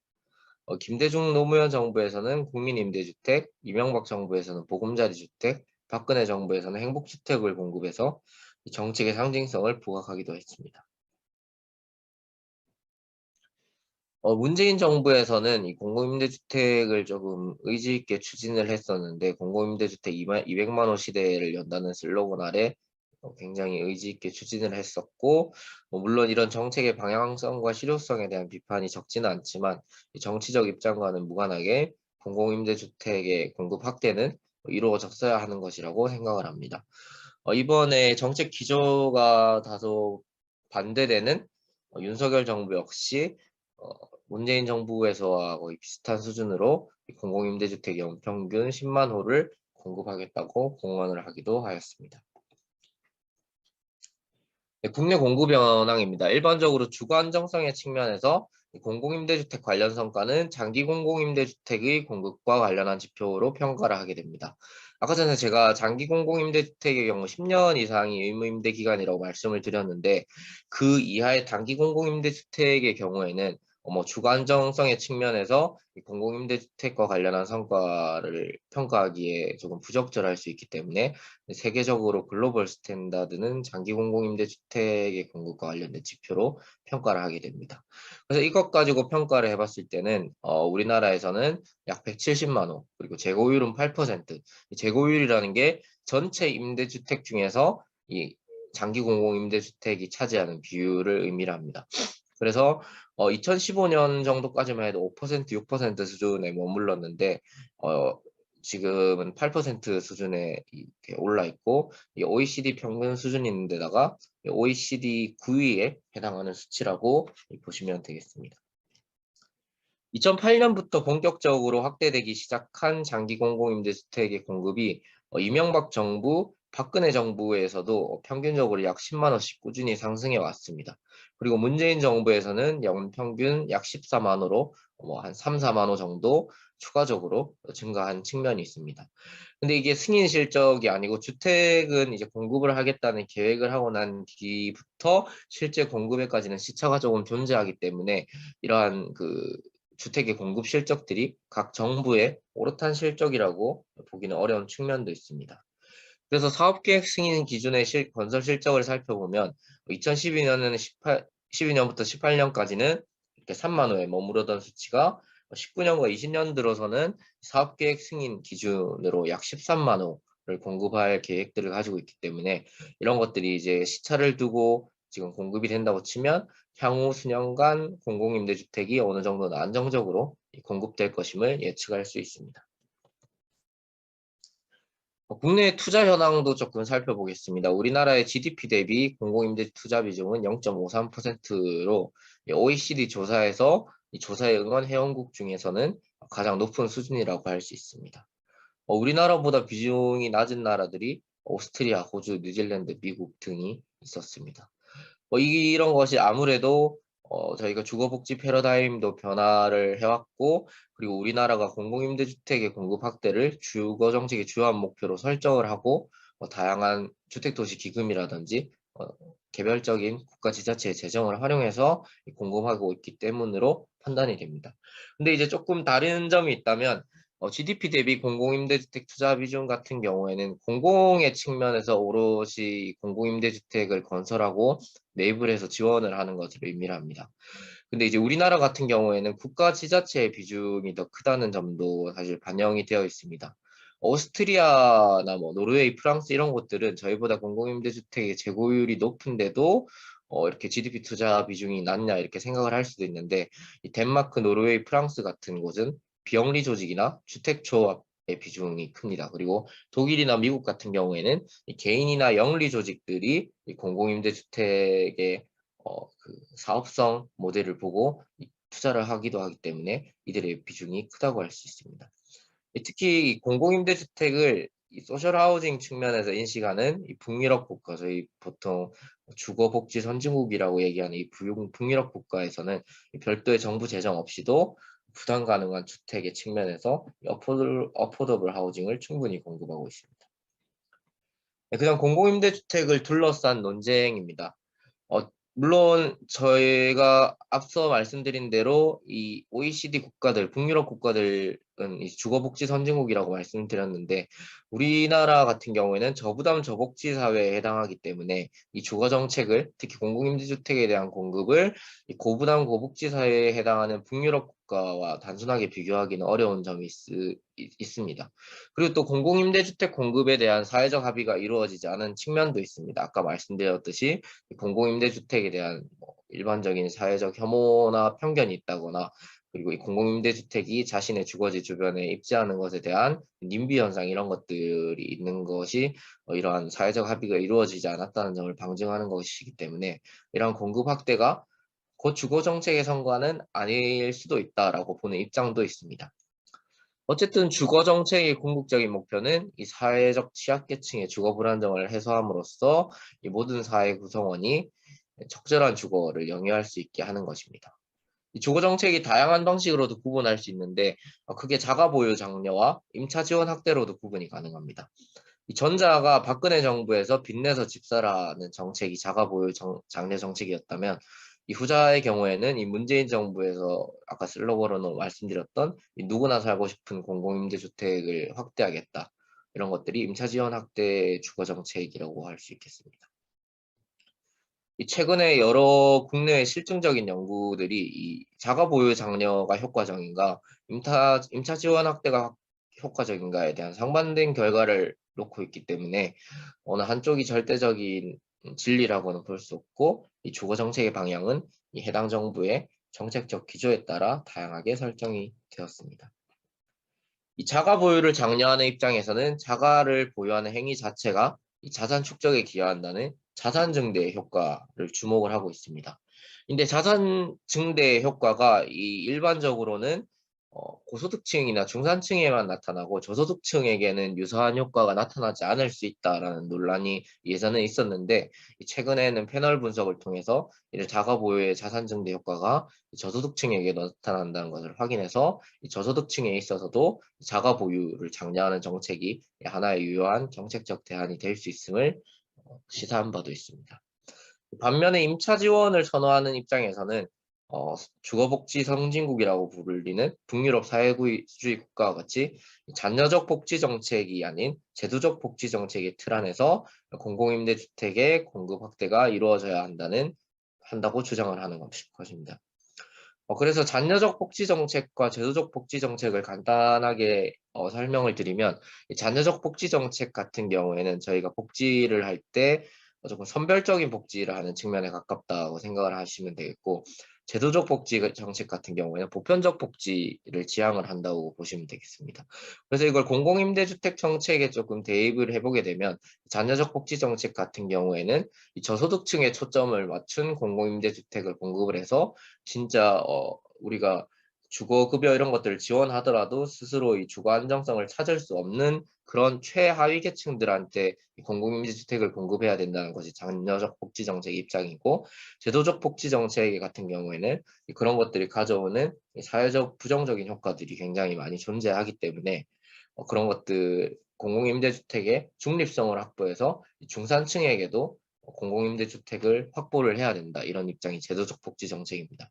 그래서 이러한 제도적 복지 정책과 잔여적 복지 정책의 틀 사이에서 이념적인 논쟁이 이어져 왔고, 공공임대주택과 관련한 내용에만 국한하자면 단일 임대시장, 그러니까 공공임대주택 시장과 민간임대주택 시장이 이렇게 구분이 없는 시장에서는 이 공공임대주택이 보편적 복지 차원에서 제공되기 때문에 이 임대료와 주거의 질 측면에서 이 민간임대주택과 크게 다르지 않습니다. 그리고 점유 형태상 공공임대주택의 비중이 비교적 높고 자가를 보유할 비중이 낮습니다. 왜냐하면 자가를 보유할 그런 동인 그런 것들이 크게 없기 때문에. 하지만 우리 임대주택 시장은 이중임대 시장에 해당합니다. 그래서 공공임대주택에 입주하는 입주 계층과 이 민간임대주택에 입주하는 계층, 그리고 또 주거의 질 같은 부분에 어느 정도 차이가 있는 그런 시장이라고 밝혀진 바가 있습니다.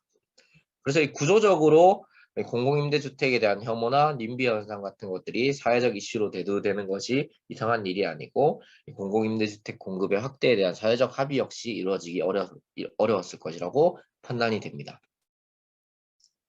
우리나라에서도 학계를 중심으로 이 주거 정책에 대한 기본적인 방향에 대한 토론은 오랜 기간 지속되어 왔지만 논쟁이 더 구체적인 수준에서 이루어질 필요가 있다는 생각이 듭니다. 아까 보여드렸듯이 이 윤석열 정부와 문재인 정부의 공공임대주택 확대 정책에 대한 차별성을 찾기는 쉽지가 않은 것 같습니다. 그래서 단순히 정치적 입장이냐 이 정부 정책의 기조에 따라 이 절충적으로 주거정책 방향을 설정하는 것이 아니라 임대시장의 구조, 이중임대시장이라는 점, 그리고 국민의 높은 자가 보유의식, 그리고 저부담 저복지 사회라는 특성들을 종합적으로 고려해서 공공임대주택 공급이 우리나라에서는 정책 수단으로서 어떠한 성격을 가지는지부터 명확화할 필요가 있습니다. 공공임대주택의 역할 및 공급의 의미입니다. 우선 공공임대주택이 우리나라에서 특히 수행하는 역할은 첫 번째는 국민의 주거권 보장입니다. 이 주거권은 인간이 가지는 기본적인 권리인데 인간다운 생활을 영위하기 위해서 최소한의 기준을 충족시키는 적절한 주거지 및 정지 환경에 거주할 수 있는 권리입니다. 이 주거권이라는 것이 선언적으로 명시된 곳이 이제 우리 대한민국 헌법, 이 성문법의 최고법인 대한민국 헌법이었고, 그리고 이 대한민국 헌법에 있는 주거권의 규정을 최근에 2015년에 주거기본법을 통해서 구체화했습니다. 그래서 이 주거정책의 기본 원칙이 주거기본법을 따른다고 할 수 있는데, 이 주거기본법에서는 다양한 주거정책에 대한 방향이 이렇게 제시가 되고 있지만, 본 연구에서 주목을 한 점은 양질의 주택 건설 촉진 및 임대주택 공급의 확대 이런 것들이 주거권을 보장하기 위한 다양한 정책 수단 중에 하나임을 확인하였습니다. 그래서 우리나라에서 저소득층을 위한 공공임대주택의 공급은 명문화된 주거권의 보장 측면에서 이루어지는 정책 프로그램의 일환이라고 할 수 있습니다. 두 번째는 실제적으로 저소득층의 주거 안정성의 확대에 기여를 하고 있습니다.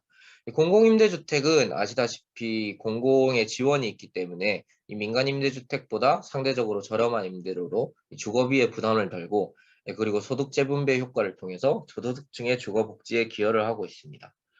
실제 이게 어느 정도 수치인지 연구를 한 결과에 따르면 월 평균 임대료를 공공임대주택에 사는 사람들은 민간임대주택에 사는 사람들보다 월 평균 임대료를 약 30만 원 절감할 수 있었고, 그리고 PIR 같은 경우에는 약 15%포인트를 완화할 수 있었다는 그런 연구 결과가 있었습니다. 그리고 공공임대주택의 성능이나 주거환경 만족 이런 측면에서도 살펴보면 민간임대주택과 비교해서 평균적으로는 높은 수준의 만족도를 거주자에게 제공하고 있었는데 이 정부가 공급하는 공공임대주택이 이 최저주거 기준에 미달할 가능성이 낮기 때문일 수도 있습니다. 그래서 이처럼 공공임대주택은 다양한 측면에서 저소득층의 주거 안정성 확대에 기여하고 있습니다. 그리고 지역사회의 주거환경 개선을 한다는 것도 이제 최근에 드러나고 있는 점입니다. 전통적으로 공공임대주택에 대한 이미지가 부정적인 측면이 많았고 사회적 낙인으로 연결되기도 했는데 최근에는 공공임대주택에 대한 인식이 점점 개선되고 있습니다. 그리고 공공임대주택에 입지하면 주변 주택가격이 떨어질 것이라는 이 우려 역시 근거가 없는 주장일 수도 있다는 점이 다양한 실증 연구를 통해서 그리고 다양한 유형의 공공임대주택을 통해서 지속적으로 밝혀지고 있습니다. 그리고 나아가서 행복주택을 기준으로 하였을 때에는 이 다양한 공동시설과 편의시설 등이 지역 주민을 위한 소통공간과 편의공간으로 제공되면서 지역의 새로운 커뮤니티를 형성하는 그런 긍정적인 효과도 있었다고 보여집니다.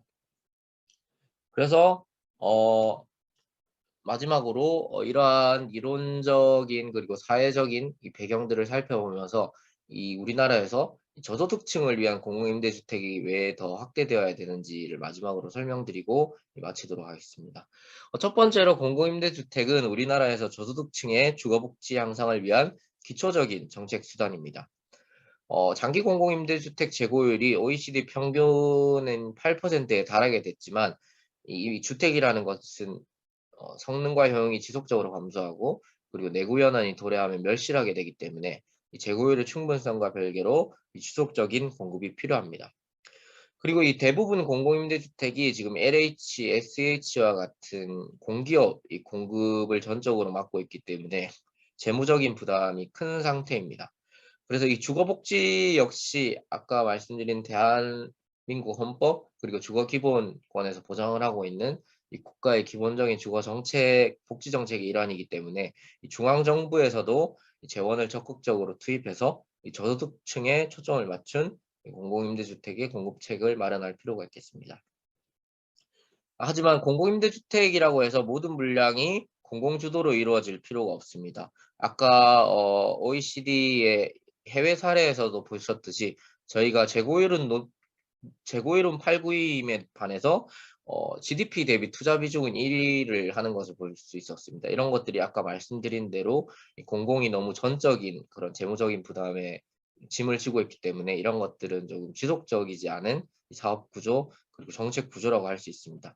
그래서 민간 부문에서도 사업성이 있으면 분명히 공공임대주택에 대한 사업에도 참여를 할 가능성이 높기 때문에 이 민간 부문의 여력도 활용하고 이 공공임대주택 공급의 지속 가능성을 제소하기 위해서 이 박근혜 정부 당시 시도했다가 없어졌던 공공지원 민간임대주택과 같은 뉴스테이를 제도적 보완을 통한 제도입을 고려할 수 있다고 생각할 수 있습니다. 그리고 제가 이 논문을 쓰고 또 뉴스를 찾아보니까 실제 지금 윤석열 정부에서는 뉴스테이에 대한 재검토를 실시하고 있다고 그렇게 확인을 하였습니다. 두 번째는 저소득층에게 있어서 적절한 주거를 제공할 가능성이 높습니다. 공공임대주택 같은 경우에는 민간에서 공급을 하는 게 아니고 정부 지자체의 시책으로 공급이 되기 때문에 비주택이나 노후한 민간임대주택에 비해서는 최저주거 기준에 미달할 가능성이 현저히 낮습니다. 그리고 주택임대차보호법상 임대료와 관련한 규제가 강력하게 이루어지는 곳이기 때문에 급작스러운 주거 불안정 상태에 내몰릴 가능성 역시 낮다고 할 수 있습니다.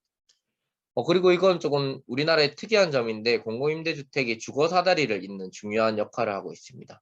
그래서 주거 이동성의 측면에서 상향 이동과 하향 이동이 있는데 이 우리나라가 2020년에 비주택 그러니까 쪽방, 고시원 같은 주택은 아니지만 거주를 하는 시설의 현장 조사를 한 결과에 따르면 72%의 비주택 거주자가 공공임대주택으로라도 가고 싶다 이렇게 이야기를 한 것으로 나타났습니다. 그래서 우리나라에서는 일반적인 상향이동 뿐만 아니라 이 비주택에서 공공임대주택 역시 상향이동임을 확인을 해야 되고 그리고 이 계층이동의 사다리로서 이 사회적 이동성을 촉진하는 이 두꺼운 중산층을 형성하는 데 기여한다는 측면에서 이 공공임대주택이 이 저소득층에 초점을 맞춰서 조금 더 제공이 될 필요가 있겠습니다. 그리고 민간임대주택의 임대료가 높은 지역에서는 주거안정에 더 크게 기여하고 있는 측면이 있습니다. 그래서 아까 말씀드린 대로 공공임대주택 거주자의 월 임대료 편익이 평균적으로 약 30만 원인 것으로 나타났는데 수도권이라든지 서울과 같은 경우에서는 예측하시다시피 이러한 편익이 더 크게 나타나는 측면이 있습니다. 그래서 월 평균 임대료 편익이 증가해서 이 공공임대주택이 소득 재분배 측면에서도 적절한 역할을 수행을 하고 있기 때문에 이러한 지역적 형평성 차원을 고려를 하였을 때에도 저소득층을 위한 공공임대주택의 확대가 조금 더 필요하다고 할 수 있습니다. 마지막으로는 이 공공임대주택 건설이 해당 지역 사회에 긍정적인 근린 효과를 미칠 수도 있다는 점입니다. 그래서 이 공공임대주택 건설에 대한 혐오나 님비 현상 같은 것들이 이제 근거가 없다는 것들이 드러나고 있기 때문에 이런 것들을 조금 적극적으로 해소를 하기 위해서는 공공임대주택을 공급을 할 때 단순히 거기에 거주하는 공공임대주택 주민들을 위한 지역사회 시설이나 생활레소시 이런 것뿐만 아니라 지역 주민들이 조금 함께 공유할 수 있는 그런 시설들이나 정주 환경을 제공을 함으로써 이 지역사회에 기여할 수 있습니다. 최근에 행복주택이나 역세권 2030 청년주택 같은 경우에는 실제로 이러한 시도들을 지속적으로 확대를 하고 있습니다. 그리고 이러한 근린 효과가 미치는 긍정적인 효과가 이 주변 지역의 부동산 가격 상승이라는 경제적 효용의 증가로 실증된 바도 있습니다. 네, 마지막으로 추가적인 제언을 하면 이 공공임대주택을 공급하는 경우에도 이 사회적인 배제나 공간적인 분리가 이루어지지 않도록 이 높은 수준의 소셜 믹스를 제도적으로 도입할 필요가 있습니다. 근데 소셜 믹스를 이제 법적으로 강제적으로 규정을 하게 되면 이 민간 임대주택에 들어가는 공공임대주택 같은 경우에는 조금 형평성에 논란이 있을 수 있기 때문에 제도적으로 합의를 통해서 검토할 필요가 있고, 이것보다 더 중요한 거는 공공임대주택의 잔여화가 촉진되지 않도록 자연스럽게 계층 혼합을 유도하는 것이 바람직합니다. 그리고 아까 말씀드린 대로 민간 부문의 잠재력을 활용하되 공공성을 확보한 임대주택을 공급할 수 있도록 하는 다양한 공급 모델을 검토할 필요가 있고, 이 공공임대주택을 건설하고 공급하는 것 못지않게 유지 관리를 하는 것 역시 사회적 문제가 되고 있습니다. 이 공공임대주택의 방치가 되고 있고 수선이 안 되고 있다는 문제 역시 최근에 커지고 있기 때문에 이 공공임대주택의 운영과 관련한 노후한 시설의 관리에도 정책적인 관심을 기울여야 할 필요가 있겠습니다. 네, 이상으로 발표를 마치도록 하겠습니다. 감사합니다.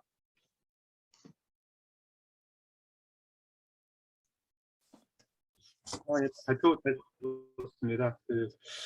공공임대주택, 임대주택은 지금까지 되게 사회적 논란이 많았던 주제였었고요. 그러니까 이게 소셜 믹스에 대한 이슈도 그렇고 임대주택 공급 주체 그리고 임대주택 수혜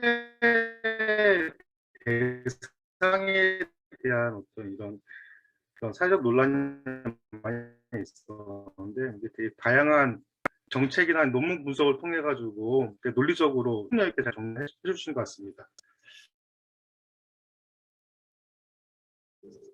김성우 차장님하고 박기란 교수님의 이제 좀 코멘트를 이제 들으면 좋을 것 같습니다. 그러니까 뭐 제 생각에는 뭐 좀 이렇게 기존 논문 내용에 뭐 지금도 완성도는 있어 보이는데 기존 논문 내용에 좀 추가되면 좋겠다라는 내용이나 좀 아이디어 중심으로 얘기가 많이 나오면 좋을 것 같다는 생각이 들고요.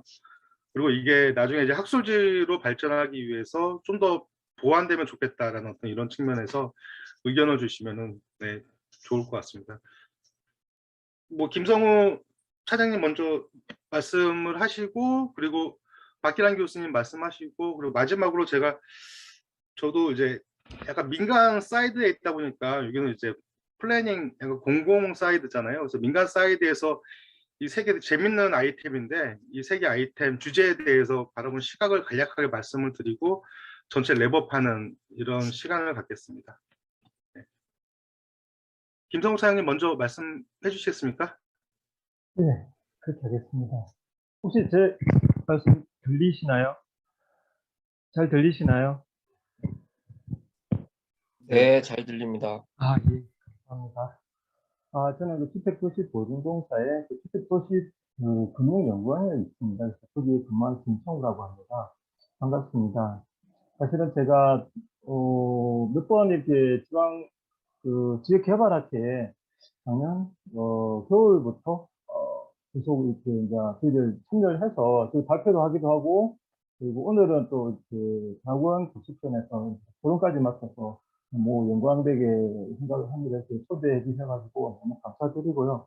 오늘 세 편의 논문을 갖다가 쭉 읽었는데 다들 너무 좋은 논문을 갖다가 이렇게 또 접하게 돼서 되게 영광스럽고 그리고 또 내용들이 또 좀 다양한 분야인 것 같습니다. 하나는 주택 가격과 관련해 가지고 일단 어메니티 요소를 어떻게 이제 평가되는지를 갖다가 했던 논문인 것 같고 하나는 스마트 시티와 관련해 가지고 약간 ICT와 관련돼 가지고 논문으로서 최근에 어떤 여러 가지 사회 문제를 이 IT와 결합을 해서 뭔가 풀어나가겠다는 측면에서 굉장히 의미가 있어 보입니다.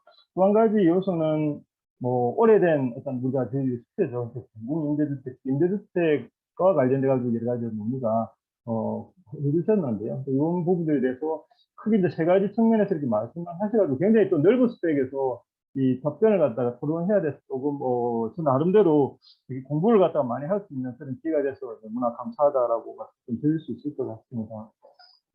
그러면은 토론과 관련해서 그러면 좀 먼저 순서대로 발표된 순서대로 제가 읽어본 느낌, 그리고 아까 그 사회자님께서 말씀하셨던 이 논문을 갖다 추가적으로 퍼블리시 했을 때 좀 필요한 내용들, 조금 더 이런 내용들 좀 보완 또는 고려를 해봤으면 좋겠다라는 개인적인 어떤 의견을 제가 전달해 드리도록 하겠습니다. 첫 번째 논문은 이안 그리고 그 김성훈 교수님이 그 구독치기를 하셨던 지방 중소도시의 어떤 도시공원의 역할과 관련되어 있는 논문인데요.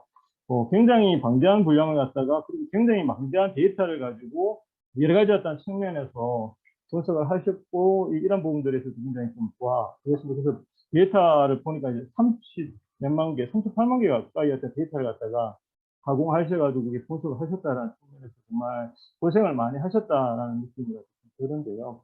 하지만 좀 몇 가지 측면에서 조금 더 우리가 고민을 해볼 필요가 있지 않나 싶습니다. 연구자께서 거기에 발표를 하시면서 단독주택에 있어가지고 특히나 중소도시에 있어서 이러한 그 공원의 어떤 역할에 대한 연구의 어떤 목적에 대해서 조금 말씀을 좀 주시긴 하셨는데 이 부분에 대해서 조금 더 이 연구 초반에 왜 이러한 연구들이 좀 필요한지에 대한 측면에서 좀 더 강조를 갖다 해주셨으면 좋겠어요. 그러니까 지방 중소도시에서의 단독주택이 있어가지고 약간 이 도시공원의 어떤 역할이나 이런 것들이 왜 현지 시점에서 좀 연구가 좀 돼야 되는지에 대한 필요성을 조금 더 좀 두드러지게 좀 보여주셨으면 전체 내용을 갖다 이해하는 데도 좀 도움이 되지 않나라고 생각이 좀 되어지고요.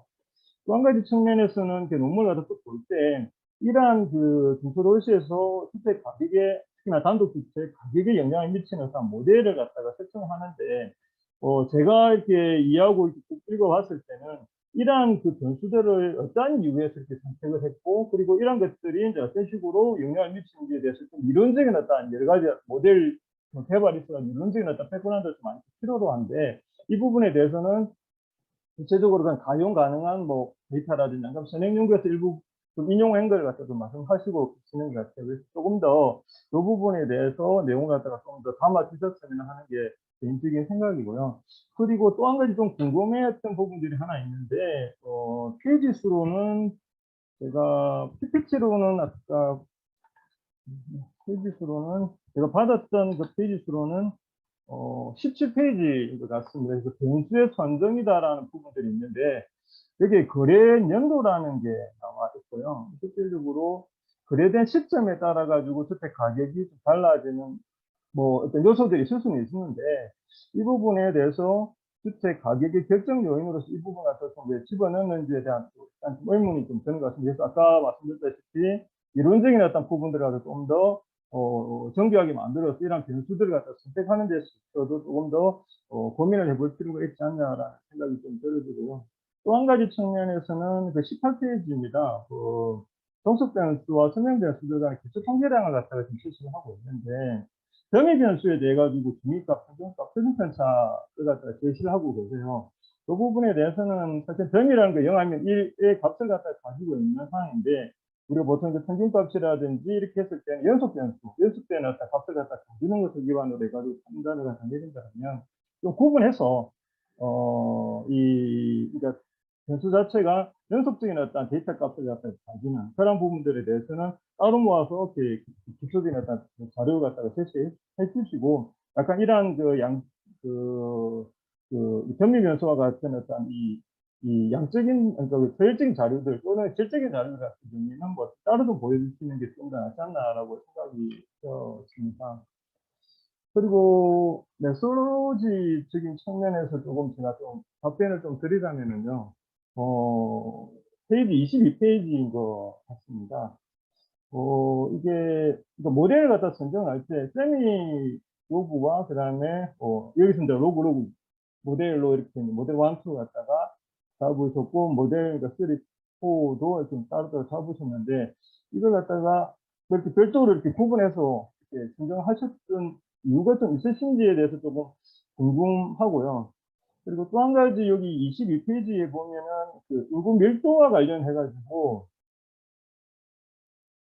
이 부호를 보시면 하나는 마이너스고, 그러니까 모델 3 같은 경우에는 부호가 마이너스고, 모델 4에서는 그 부호가 플러스로 바뀌는 현상을 보이고 있습니다. 이거 자체가 세미와 요구로그를 갖다가 이게 뭐 부호가 달라진다라는 측면, 이거 통계적으로 유의하는데 부호가 달라진다는 측면에 있어서는 뭔가 또 다른 요소에 의해서 이렇게 부호가 달라졌을 가능성이 좀 있어 보이고요. 또 한 가지 측면에서는 여기 R 스퀘어 값이 사실은 그 독립변수를 갖다 추가적으로 투입을 했음에도 불구하고 독립변수가 떨어지고 있는 모습을 보이고 있는데, 이것은 제 생각으로는 다중공정성에 대한 문제가 발생하지 않았나라고 보입니다. 이러한 것들이 아까 인구 밀도와 관련해가지고 연계돼가지고 지금 나오는 현상이지 않나라고 판단이 되어지고요. 그래서 이러한 측면들을 갖다 종합적으로 판단을 했을 때, 이 부분에 대해서 조금 더 아까 이론적인 어떤 부분들에 대해서 모형 선정, 그리고 변수 선정, 그리고 공선성에 대한 문제를 갖다 좀 더 살펴볼 필요가 있지 않나라고 생각이 되었습니다. 그리고 이 유사한 효과들이 아까 24페이지에서도 녹지 비율 같은 경우에도 모델 7과 모델 8에서 한 군데서는 0.249 정도의 어떤 코에피시언트 값을, 그러니까 이 세기 계수 값을 갖다 가지고 있음에도 불구하고 통계적으로 유의하지 않다. 특히나 이게 지금 30몇만 건의 어떤 샘플 수가 가지고 있음에도 불구하고 이렇게 나왔다라는 것은 저는 분산이 어떻게 보면 약간의 이 효과가 있을 수도 있을 것 같은데, 또 한편으로도 이렇게 모델 8에서는 또 유양국성 나타나고 있거든요. 그래서 이런 부분들이 좀 보수 선정이라든지 이런 부분들에 있어서 그런 문제가 좀 있지 않냐라고 판단이 되어지고요.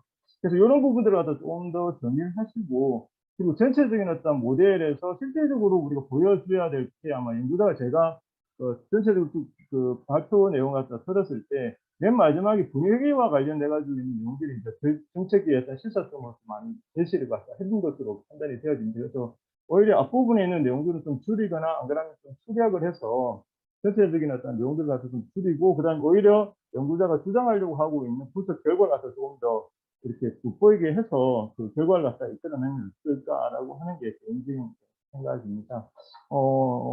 배정 논문 너무나 재밌게 잘 읽었고요. 이 부분들 갖다 좀 더 보완하고 개선하시면 좀 더 너무 좋은 양질의 논문이 되지 않겠나라고 생각이 되어지고, 충분히 지금도 나름대로 완성도 굉장히 높지만 이런 부분들 좀 더 보완하면 어떨까 하는 게 개인적인 생각입니다. 그리고 두 번째 발표 논문 중에 김성익 그리고 김지우 남진 교수님 세 분에서 공개하셨던 시민 중심의 스마트 시티 운영을 위한 어떤 알고리즘 연구 대화 정말 재밌게 들었습니다. 사실은 저희들 공사에서도 최근에 프롬테크 연구회다라고 만들 정도로 최근 이런 도시 문제를 ICT를 통해 가지고 뭔가 해결하려고 하는 여러 가지 이런 부분들에 저희들 관심을 굉장히 많이 가지고 있는데, 오늘 이렇게 발제된 내용을 갖다가 들었을 때 페르소나라고 해서 깜짝 놀랐습니다. 이런 부분들을 갖다가 해가지고 뭔가 또 새로운 사회 문제를 갖다 해결하는 데 도움이 될 수 있는 여러 가지 어떤 ICT를 접목해가지고 할 수 있다는 부분들에 대해서 이런 것도 있구나라고 해서 정말 오늘 많은 어떤 도움이 되었는데, 저희도 나름대로 많은 공부가 되었는데요. 하지만 또 개인적으로 또 몇 가지 좀 생각을 했을 때, 이게 이제 최근 빅데이터라는 IT 이 기술이 이제 굉장히 이제 많이 데이터가 늘어나고 하면서 사회 문제의 어떤 하나의 수단으로서 많이 활용이 되고 있고, 저희들도 공사 연구원 내에서도 여러 가지 어떤 방안들을 갖다가 만들어내고 있는 그런 상황에 있습니다. 그래서 하지만 좀 이게 또 한편으로는 과연 우리가 이 생각하고 있는, 그러니까 상상하고 있는 어떤 이러한 것들 갖다 다 구현해낼 수 있을까라고 하는 부분에 대해서도 좀 의문이 좀 있을 것 같고요. 특히나 제가 이렇게 이 페르소나라는 부분에 대해서 좀 잘 몰라서 이렇게 드리는 말씀일 수도 있는데, 전체적인 어떤 연구 흐름에 대해서 이렇게 페르소나의 특성을 봤을 때, 일단 데이터를 가지고 특정한 지역에 어떤 필터 값이라고 해야 됩니까? 그래서 필터 값을 통해서 이제 조인을 시켜가지고 뭔가 약간 하나의 결과물을 갖다 나타내는 것 같은데요. 근데 그 이상은 또 좀 없는 것 같아요. 즉, 뭔가 우리가 사회 문제를 갖다 해결하기 위해서 이런 것들을 데이터를 통해가지고 뭔가 이 사회 문제 해결할 수 있는 어떤 방안을 갖다 한번 더 보여줄 수 있도록 뭔가 사례라든지 이런 것을 볼 수 있도록 되었으면 참 좋을 텐데, 전체적으로 그런 부분들에 대해서는 좀 이해가 하기가 좀 어려울 정도로 전체적인 어떤 흐름 정도만 이해를 내용 주셔가지고 그 부분에 대해서 페르소나를 통해 가지고 어떤 사회 문제가 해결 가능하다. 뭐 사례 정도 수준이지만 이런 측면에서 해결이 가능한 어떤 뭐 대안으로서 제시할 수 있다라는 부분들을 하나 정도로 좀 조그맣게라도 한번 보여주셨으면 오히려 좀 이해를 하는데 좀 도움이 되지 않을까라고 생각이 되어지고요.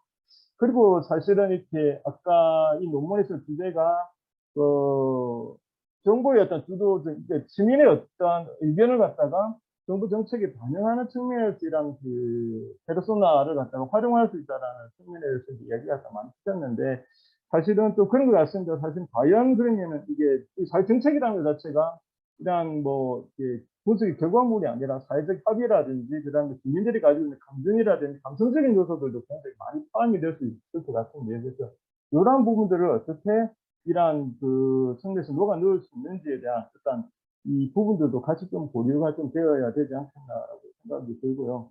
그래서 사실은 좀 어려운 개념을 갖다 좀 쉽게 설명을 해주셔가지고 저도 좀 뭔가 계속 따라가려고 했는데 확실히 예전에 좀 어려운 부분인 것 같습니다. 그래서 ICT 부분에 있어가지고 좀 더 이 독자로 하여금 좀 더 이해하기 좀 쉽게 조금 뭔가 사례를 갖다 좀 해주셨으면 좋겠고 그리고 또 한 가지 측면에서는 이게 이제 여러 가지 어떤 이런 모습들이 어떻게 보면 인간의 행동이라든지 이런 부분들하고 좀 연계시켜가지고 우리가 좀 더 개선이 될 수 있도록 뭔가 연구자께서도 향후에 이런 부분들에 대해서 좀 추가적으로 연구를 진행하시겠다라는 부분들이 좀 있었는데 그런 부분들에 대해서도 좀 다시 좀 변형해서 좀 보여주셨으면은 좀 더 독자로 하여금 이해하는데 좀 더 도움이 되지 않겠나라고 생각이 되어지고요.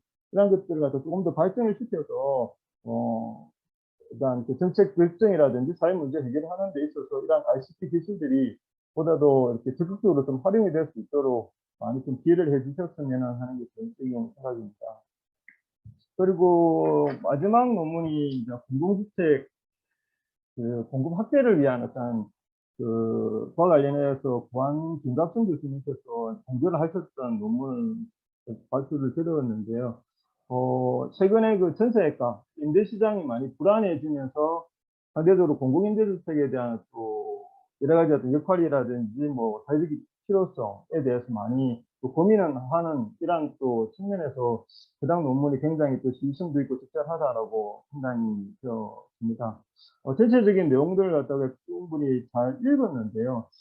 제가 그냥 개인적으로 느꼈을 때 논문 자체가 방대한 내용을 갖다 공공임대주택과 관련해서 설명을 갖다 많이 해주시다 보니까 방대한 내용들을 갖다가 잘 설명을 해주시다 보니까 상대적으로 느낌 자체가 교과서적인 느낌이 좀 난다라는 느낌을 좀 받았습니다. 사실은 공공임대주택을 통해 가지고 연구자가 지금 주장하고 있는 사회적인 어떤 뭐 여러 가지 어떤 효과들이라든지 이런 부분들에 대해서 말씀을 갖다 많이 주셨는데요. 뭐 예를 들어 주거 사다리를 확대한다든지 주거 안정성이라든지 이런 부분들 말씀을 하셨는데 이런 부분들에 대해서 구체적으로 어떻게 구현이 되고 이걸 구현하기 위해서 공공임대주택이 좀 필요하다라는 어떤 내용보다는 뭐 전체적인 어떤 이 설명 중심으로 좀 하다 보니까 전반적으로 아카데믹한 논문으로서의 어떤 짜임새보다는 잘 갖추어진 어떤 교과서적인 어떤 느낌을 받게 되었습니다. 그래서 이런 부분들을 좀 개선할 수 있는 몇 가지 어떤 좀 측면을 갖다 좀 제시를 해주셨으면 좋겠다라는 게 있고요. 특히나 어떤 공공임대주택과 관련해서 현재 어떤 문제점이 있고 이런 문제점을 해결하기 위해서는 여러 가지 어떤 뭐 이론적인 어떤 틀이라든지 사회적 합의를 갖추기 위한 여러 가지 어떤 요소들이 있을 것 같습니다. 그래서 이러한 것들을 분석 틀과 같은 형태로 좀 더 갖추어 주시고 그걸 기반으로 해가지고 어떤 결과를 갖다 수출해 나가는 이론적인 어떤 결과 검증 꼭 뭐 이 시정적인 어떤 검증이 아니라 그런 논리 속에서도 뭔가 논리 쭉 이끌어 나가는 방향으로 가면 더 좋지 않을까라고 생각이 들었거든요.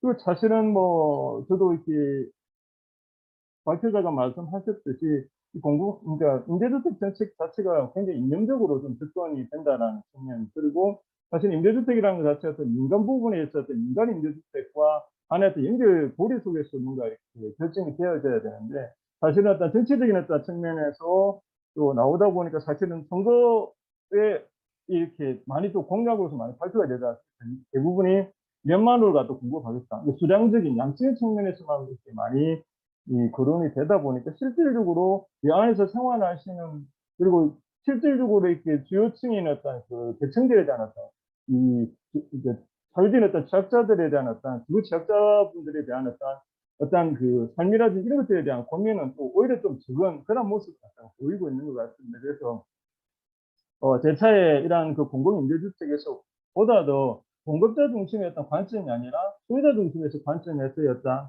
이 좀 접근이 좀 필요한 것으로 좀 개인적으로 또 판단이 되어지고요. 사실은 또 저희들 같은 경우에는 민간임대주택 과거에 뉴스데이 관련해가지고 저희들 그 공사에서 운영하고 있는 기금을 통해가지고 많이 이제 지원하고 최근 이제 립스라는 어떤 형태를 통해가지고 여러 가지 어떤 이러한 주민 주거 안정, 특히나 이제 임차 가구들의 어떤 그 주거 안정을 위해서 여러 가지 어떤 주거 사다리 일을 갖다 좀 확대시켜 나가는 쪽으로 여러 가지 노력을 좀 하고 있는데요.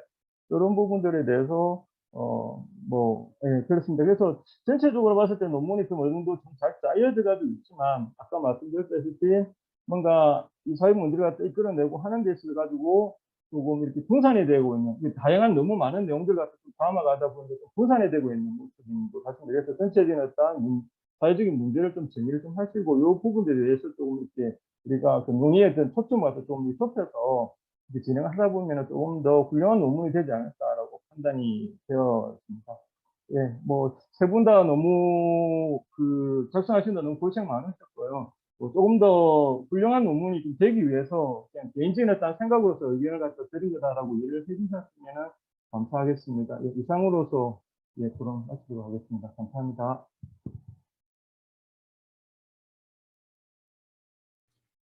네, 김성호 사장님 말씀 잘 들었습니다. 첫 번째 논문에서는 좀 연구의 필요성을 좀 구체화하면 좋겠다라는 말씀을 하시면서 모델의 좀 강건성을 높이는 뭐 다중공론성이나 이런 것들에 대한 좀 보완을 통해서 모델의 강건성을 높였으면 좋겠다라는 코멘트를 해주셨고요.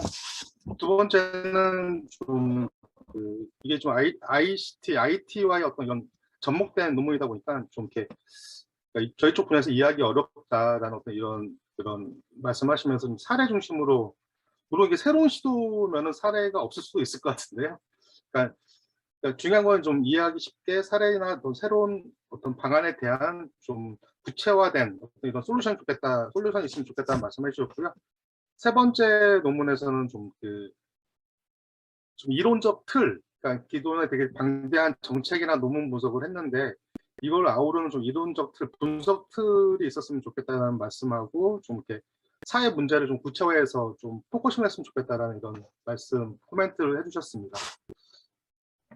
두 번째는 박기란 교수님 코멘트를 듣겠습니다. 네. 코멘트 드리겠습니다. 세 분의 발제와 또 논문 내용 잘 살펴봤고요. 상당히 다양하고 또 상당히 재미있는 내용들이었습니다. 제가 몇 가지 포인트 위로 말씀드리겠습니다. 순서대로 말씀을 좀 드리면요. 첫 번째 논문은 일단 좀 기술적인 측면에서 분석의 기술적인 측면에서 예를 들면은 김성호 박사님도 지적을 해주셨지만은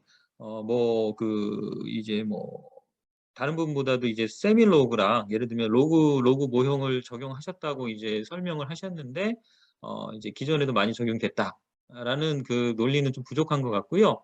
그걸 이제 보완하시기 위해서는 일단은 로그 같은 경우는 이제 세미로그랑은 달리 한쪽에 이제 종속 변수에 이제 로그를 씌웠다 이제 떼었다 하는 차이가 있는데 일단은 탄력성을 해석할 때는 그대로 해석하는 장점이 있지만 로그 모형은 세미 로그 모형은 이제 로그를 하나를 제거하다 보니까 이 한쪽으로 치우치게 되는 이제 외도 이런 부분에서 달라지고 그래서 이제 이 분석에 있어서는 세미 로그랑 로그 모형이 어느 쪽이 유리할지는 이 자료의 데이터의 특성의 분포에 따라 달라지는 것 같습니다. 이제 그런 분포가 어떻게 예상되므로 대략적으로 왜 씌웠다 로그를 양쪽에 종속 변수와 독립 변수에 그 논리를 이 현행 연구에 대해서 이렇게 뭉뚱그려서 좀 이렇게 소개해 주시기보다는 본 데이터, 본 논문의 분석 목적, 가설에 비추어서 왜 로그를 양쪽에 씌웠다 하나에 뺐다라는 부분을 설명하신 후에 이 로그 모형은 탄력성으로 해석이 가능하다라고 설명을 해주시면은 좀 기술적인 부분이지만 보충을 해주는 게 상당히 중요할 것 같습니다. 별것 아니지만 논문의 어떤 분석의 핵심이 되니까요. 그리고 자료를 보니까 2022년 1년 자료도 있고 그 이전에 수년간, 다년간에 걸친 주택 가격 자료를 사용하셨는데 이 시점 매칭이 물론 이제 공간 자료 같은 경우는 특정 시점을 기준으로 최근 시점을 기준으로 하는 것이 그래도 가장 타당한 방법이라고 생각이 들지만 사실은 그 주택 그 이제 가격 자료를 사용하셨을 때 과거 다년간의 그 이 주택 그 이 입주해 있는 그 주택의 부동성을 이모빌리티를 가지니까요. 그런데 이제 그 주택의 그 이 좌표 위치와 GIS 쪽 측면으로 말씀드리면 그 거리를 산정하실 때 뭐 유클리디안 거리를 쓰시든 어떤 뭐 다른 거리를 쓰시든 우리가 이제 거리를 산정할 때 이 매년 사실 달라지게 되는 부분이 있잖아요. 예. 그래서 사실은 현재 예전에 존재하지 않았던 가격과 현재 입지의 그 킬로미터를 그 연결 매칭하게 되는 좀 사실 오류가 엄밀히 말하면 있는 거는 같습니다. 물론 데이터가 3만 데이터 포인트가 넘기 때문에 오브저베이션이 그 정도 숫자가 되기 때문에 뭐 큰 영향 없을 수도 있다고 보지만 그래도 좀 뭐라 그럴까요? 깐깐하게 이렇게 좀 이제 좀 보시고 이런 부분을 좀 중요하게 보시는 경우는 문제라고 판단하실 수도 있을 것 같습니다. 예. 그래서 그 부분 데이터의 그 어떤 그 시점과 이 매칭되는 부분을 좀 중요하게 다뤄야 할 필요가 있다고 생각이 들고 물론 데이터를 예, 저도 충분히 공감을 합니다. 예. 이 공간 자료랑 매칭하는 게 쉽지가 않기 때문에 데이터가 큰 데이터를 사용해서 이거를 커버하시는 측면은 있는 것 같고요. 다만 이 부분을 꼼꼼하게 보시는 분은 심각하게 뭐 보실 것 같습니다. 예. 그래서 그건 그렇고요. 그다음에 아까 전에 이제 김성호 박사님 말씀하신 것처럼 우리 쪽에 그 리지듀얼 그러니까 잔차의 어떤 그 이제 그 문제라든가 뭐 분석 방법으로는 분위회기라든가 멀티 레벨을 사용하셨는데 이 모델의 로버스트니스 예, 이런 부분들을 좀 잘 신경을 써주셔서 보충을 해주시면 좋은 논문이 더 될 것 같습니다. 지금 상당히 중요한 재밌고 중요한 주제를 잘 다뤄주신 것 같고요. 두 번째 논문에 대해서 말씀드리면은 그 시민 페르소나의 개념에 대해서는 저도 잘 몰랐는데 이번 이 발표 논문을 또 보면서 많이 배우게 됐고요. 다만 좀 궁금한 사항은 사실은 이제 뭐 빅데이터 앱이 상당히 이제 뭐 민간에서도 많이 개발되고 이런 것들이 뭐 실거래가 앱들도 여러 가지가 나오지 않았습니까? 뭐 아실이라든가 그래서 이제 상당히 우수한 성능을 보여주고 있고 그다음에 프롭테크로 직방을 소개를 해주셨는데 이제 사실 제가 이제 이 논문을 접하면서 들었던 느낌은 이제 이런 개념을 스마트 시티의 어떤 계획과 이제 운영에도 활용을 할 수 있겠다라는 느낌 이제 생각은 들지만 현재 이제 뭐 예를 들면은 뭐 아실이라든가 그 외에도 여러 이제 실거래가 앱들이 있잖아요. 그 사이트. 그러면은 뭐 직방도 그렇지만은 거기서 보여주고 있는 좀 더 인터랙티브한 예, 그 데이터와 이제 뭐 이제 실제 그 GIS 테이블이랑 그다음에 쉐입 파일들이랑 뭐 매칭을 해서 결국은 이제 이 각 미시적인 데이터 포인트에서 변화하는 인터랙티브한 변화가 있을 텐데 사실 프롭테크도 보면은 메뉴를 선택해서 그 메뉴에 맞춰서 필터링을 해가지고 그 내용을 이제 그 지도에 구현해 주는 수준이고 사실은 이제 스마트 시티의 어떤 디자인과 우리가 이런 측면으로 나가기 위해서는 시뮬레이션이 필요할 것 같은데요. 이 시뮬레이션을 표현하는 데 있어서 이러한 사실 시민 페르소나라는 개념이 활용이 된다면 제가 느낌에는 바텀업으로 가서 이거를 시뮬레이션으로 할 수 있는 그 방향점으로 가는 게 맞지 않을까라는 생각이 드는데 제가 아직 그 시민 페르소나의 개념에 대해서 아주 정확하게는 몰라서 제 느낌은 그렇습니다. 사실 뭐 현재 상태에서 사례를 보여주신 것은 서울시 이제 데이터와 시스템을 좀 활용을 하셔서 좀 아직은 인터랙티브하지 않은 어떤 예를 보여주셨는데 결국은 이걸 시뮬레이션으로 가지 않아야 될까 싶고 제 개인적으로 요 논문의 포커스에는 약간 벗어나지만 저는 이제 지역 경제를 주로 많이 하고 있습니다. 그래서 여기에 사용된 변수들 보시면 어떤 소득이라든가 이런 어떤 개인 차원의 이제 변수인데 저는 지금 이제 지역 경제가 돌아가는 시뮬레이션은 제가 지금 뭐 모형을 만들어서 돌리고 있거든요. 근데 이제 그 돌리는 모형이 뭐 이렇게 뭐 이제 좀 경제학적인 모형이죠. 예. 근데 이제 저는 그런 단순한 어떤 경제학적인 어떤 좀 지역 경제, 좀 미시 경제보다는 거시 경제 상태에 가까운 그 시뮬레이션을 좀 하고 있는데, 사실 이제 제가 아는 그 좀 범위 내에서 말씀드리면, 거기에 이제 시뮬레이션을 좀 적용한다고 하면은 그 에이전트 베이스드 모델링 해가지고 그 행위자 기반 모델을 해서 거기에 이제 그 미시적인 그 모델링을 가미할 수 있거든요.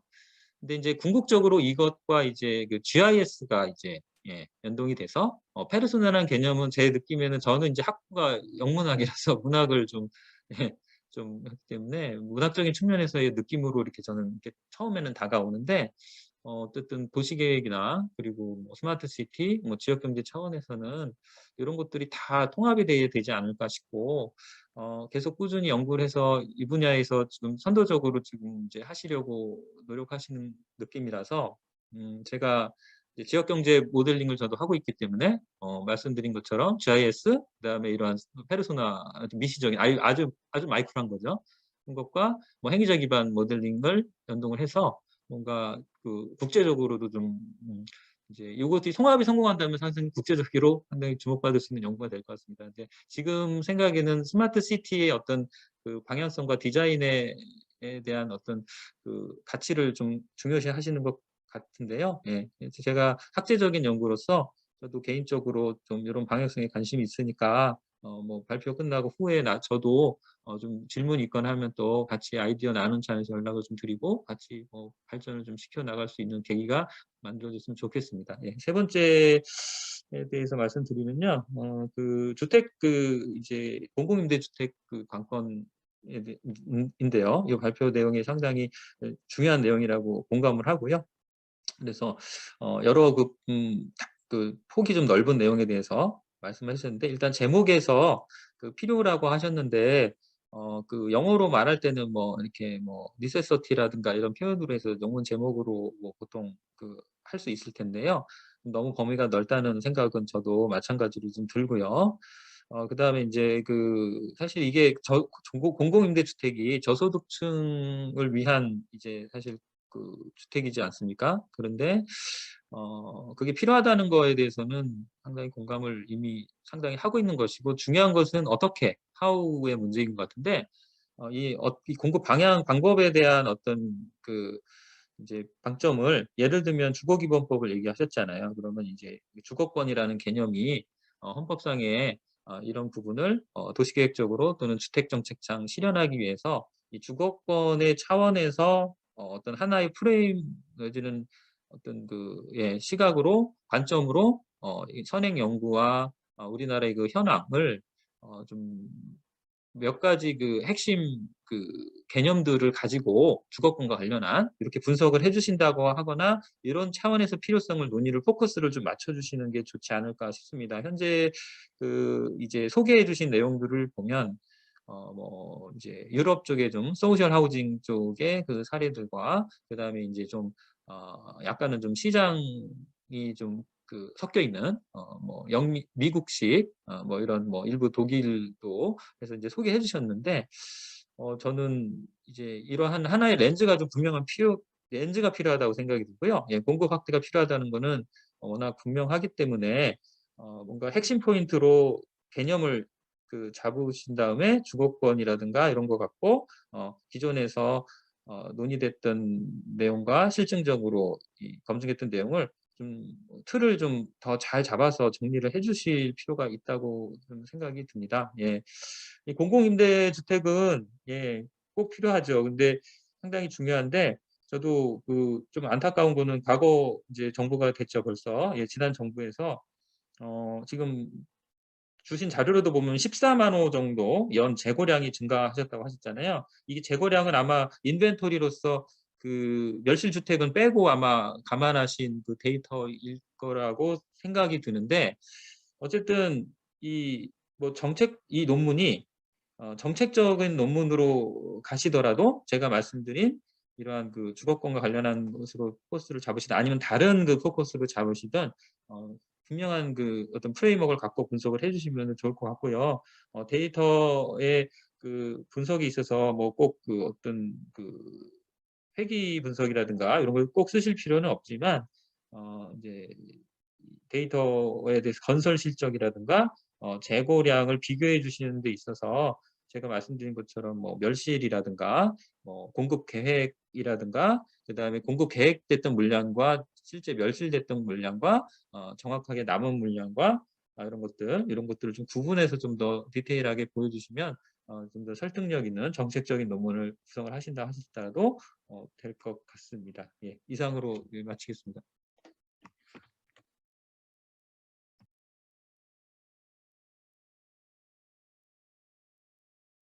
네, 저기 그 마이크가 꺼져 있는 것 같습니다. 죄송합니다. 교수님 설명 코멘트 잘 들었습니다.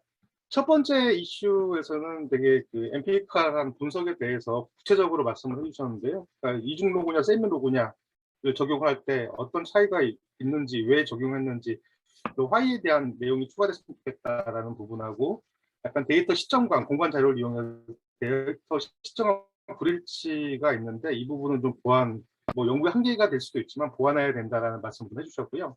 두 번째 논문에서는 이렇게 시뮬레이션을 통해서, 그러니까 그 시뮬레이션 과정에서 좀 페르소나의 개념을 적용할 수 있는 이런 필요성이 있다라고 말씀하시면서 약간 행위자 기반 모델을 적용을 하면서 미시적 내용을 좀 콤바인했으면 좋겠다라는 좀 말씀해 주셨고요. 세 번째 그 공공임대주택 주제의 논문에서는 약간 그 김성호 박사님도 말씀하셨는데 약간 연구 범위가 넓고 좀 이거를 좀 포커싱 했으면 좋겠다. 뭐 주거권이 될 수도 있고 아니면 다른 주제가 될 수도 있는데 그러니까 하나의 어떤 테마를 가지고 포커싱 해가지고 좀 이제 핵심 포인트의 개념을 잡고서 좀그 논리를 정했으면 좋겠다라는 이런 말씀을 해주셨습니다.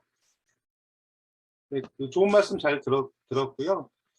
혹시 그 발표하신 세 분께서 그 토론 교수님과 박사님 의견에 뭐 추가 설명이나 이렇게 보완할 수 있는 말씀이 있으시면 해주셔도 좋을 것 같거든요.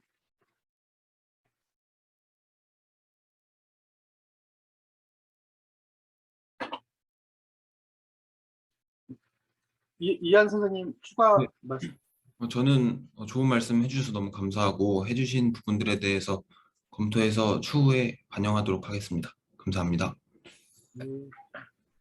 김성현 선생님은 뭐 말씀 없으신가요? 예, 예. 예, 좋은 주말에 이제 그 좋은 피드백 너무 많이 주셔가지고 도움이 많이 됐고 또 제가 그 하는 연구가 이제 아무래도 그 전통적인 도시공학 쪽 또 연구 주제가 아니다 보니까 스스로 이제 연구를 진행하면서도 좀 많이 확신이 없었던 부분들이 있는데 또 이제 많이 용기를 북돋아 주셔서 상당히 감사했습니다.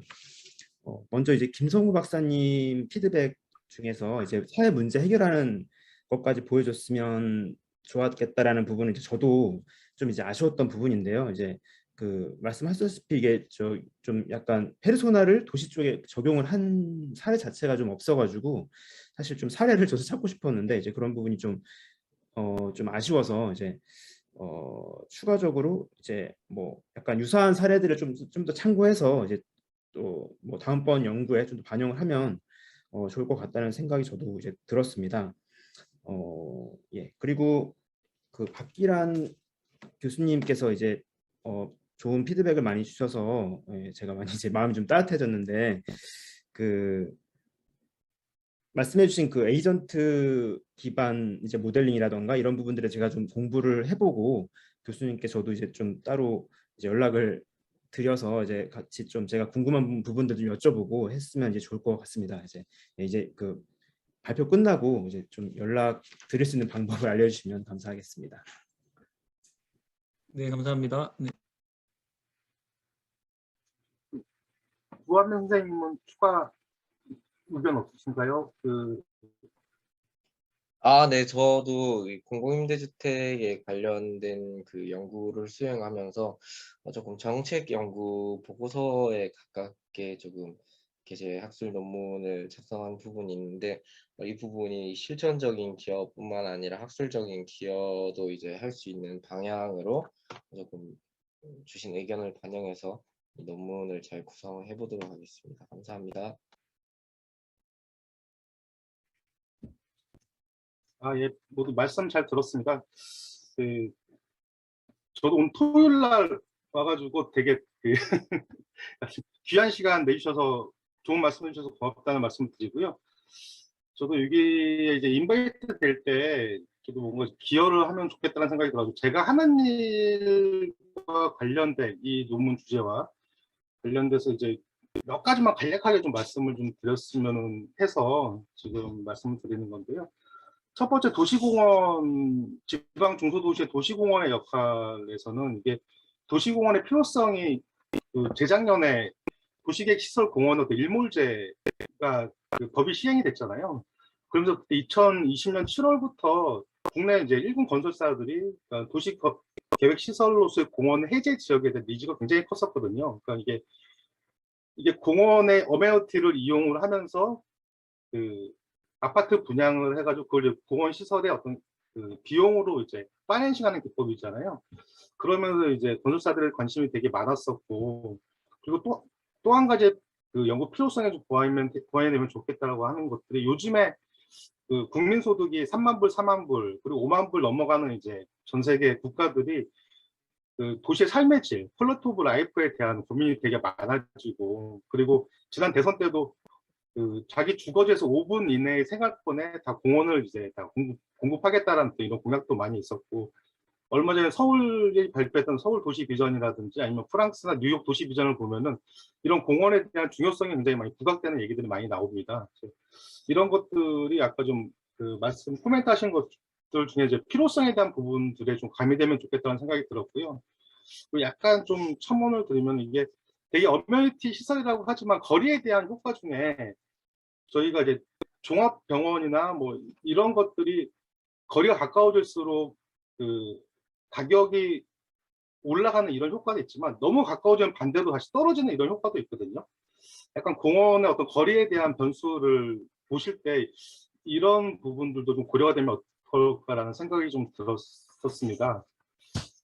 그리고 두 번째 논문에서는 저는 이 논문이 되게 좀 센세이션하고 굉장히 니즈나 수요가 굉장히 클 주제라고 생각이 들었던 게, 그러니까 4차 산업혁명이 이제 되게 붐업이 되면서 모든 산업, 모든 인더스트리에 이런 기술들을 적용을 해야 되고, 여기에 전공하신 분들에 대한 어떤 이런 니즈, 쓸모라고 해야 될까요? 이런 수요가 지금 굉장히 폭발적으로 늘어나고 있거든요. 저도 지금 연구하고 있는 것 중에 하나가 건설사에서, 그러니까 건설사 물론 이제 스마트 시티도 건설하지만 시공 과정에서 어떤 이런 센서라든지 로봇이라든지 그러니까 데이터에 기반해 가지고 의사결정하는 부분들이 굉장히 지금 중요시되고 앞으로 수요가 좀 폭발적으로 늘어날 수 있는 부분이라고 좀 생각이 들었고요. 그런데 한편으로는 어떤 생각도 드냐면은 이제 스마트 시티나 이제 이게 되게 데이터나 그런 기술 중심으로 하다 보니까 사람이 중심이 안 되는 이런 것들이죠. 그러니까 그런 얘기 있잖아요. 옛날 무어의 법칙에서 보면은 이런 테크놀로지의 속도는 승수로 기하급수로 늘어나는데 사람의 행태는 이게 산술로 늘어난다는 이런 얘기가 있잖아요. 그러니까 사람이 그 기술의 발전 스피드를 못 따라가는 이런 부분들이 있거든요. 그래서 저도 항상 그런 고민을 했었는데 약간 이런 버텀업식 방식으로 해가지고 인간이 중심이 되는 스마트 시티에 대한 접근법은 굉장히 중요하다는 이런 생각이 좀 들었었고요.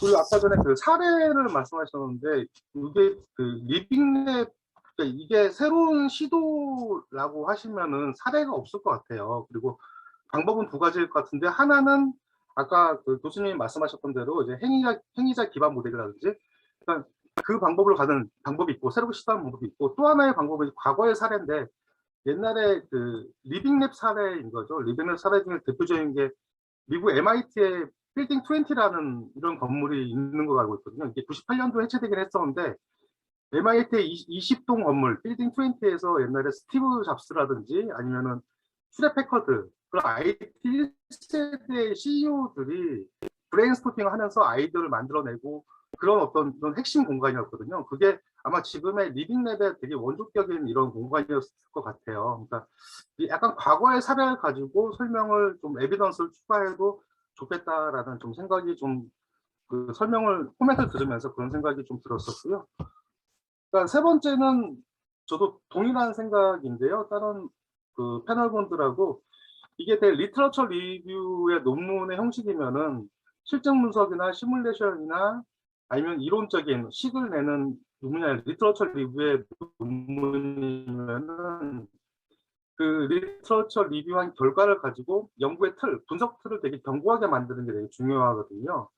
그래야지 내가 말하는 생각이나 주장에 대해서 이제 설득력을 가질 수 있을 거라는 생각이 들고요. 그 이론적 분석 틀을 견고하게 만들면서 그 하고 싶은 주장을 뒤에서 이제 결매 얘기를 하면은 좀 더 탄탄한 논문이 되지 않을까라는 생각이 듭니다. 저도 평소에도 이론식이나 실증 분석이 아니어도 논문이 될 수 있는데 그 반대 생각하시는 분들도 있는데, 그러니까 그런 이제 이론적 틀을 좀 탄탄하게 가져갔으면 좋겠다라는 좀 생각이 좀 들었습니다.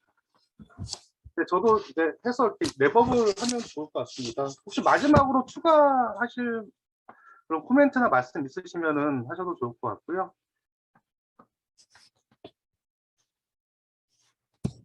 예, 그럼 없으시면은 딱 시간이 2시간이 딱 맞춰가지고 지금 12시거든요. 공격제 시간이 딱 맞았습니다. 그러니까 다 발표하시는 분들도 그렇고 토론자분들께도 되게 고맙다라는 말씀을 드리고요. 저도 오늘 제가 이런 건 너무 처음 하는 거여가지고 되게 미숙한 진행에 잘 들어주셔서 감사합니다. 자, 이제 끝으로 이게 저도 어제 갑자기 연락을 받았는데 오늘 논문 주제도 그렇고 발표하신 내용도 그렇고 너무 저도 좋고 공부해서 좋았고요. 그리고 그 패널 분들도 너무 아이디어 중심으로 얘기를 잘 해주셔가지고 진짜 옛날에 학생 때 열심히 공부했던 이 시절로 돌아간 것 같아서 기분이 좋았습니다. 다 좋은데 그래도 우수 논문을 이제 선정해 하라는 어떤 이런 학회의 주문이 있어가지고요. 그래서 그러니까 패널 분들만 남으시고 다른 분들을 나가시면 좋을 것 같아요. 그래서 그러니까 우수 논문에 대해서 뭐 이렇게 논문 주제의 적절성이나 아니면은 이제 그 결론의 일관성이나 연구 방법에 대한 것들 이런 논리적인 탄탄함 이런 것들을 기준으로 해가지고 저희들 뭐 이제 패널 분하고 저하고 상의를 해가지고 우수 논문을 선정을 하려고 합니다. 오늘 장시간 그 발표 준비하시는 고생 많으셨고요. 발표해 주시는데 저도 많은 도움이 돼서 감사 말씀을 드리겠습니다. 감사합니다. 네, 감사합니다. 감사합니다. 아.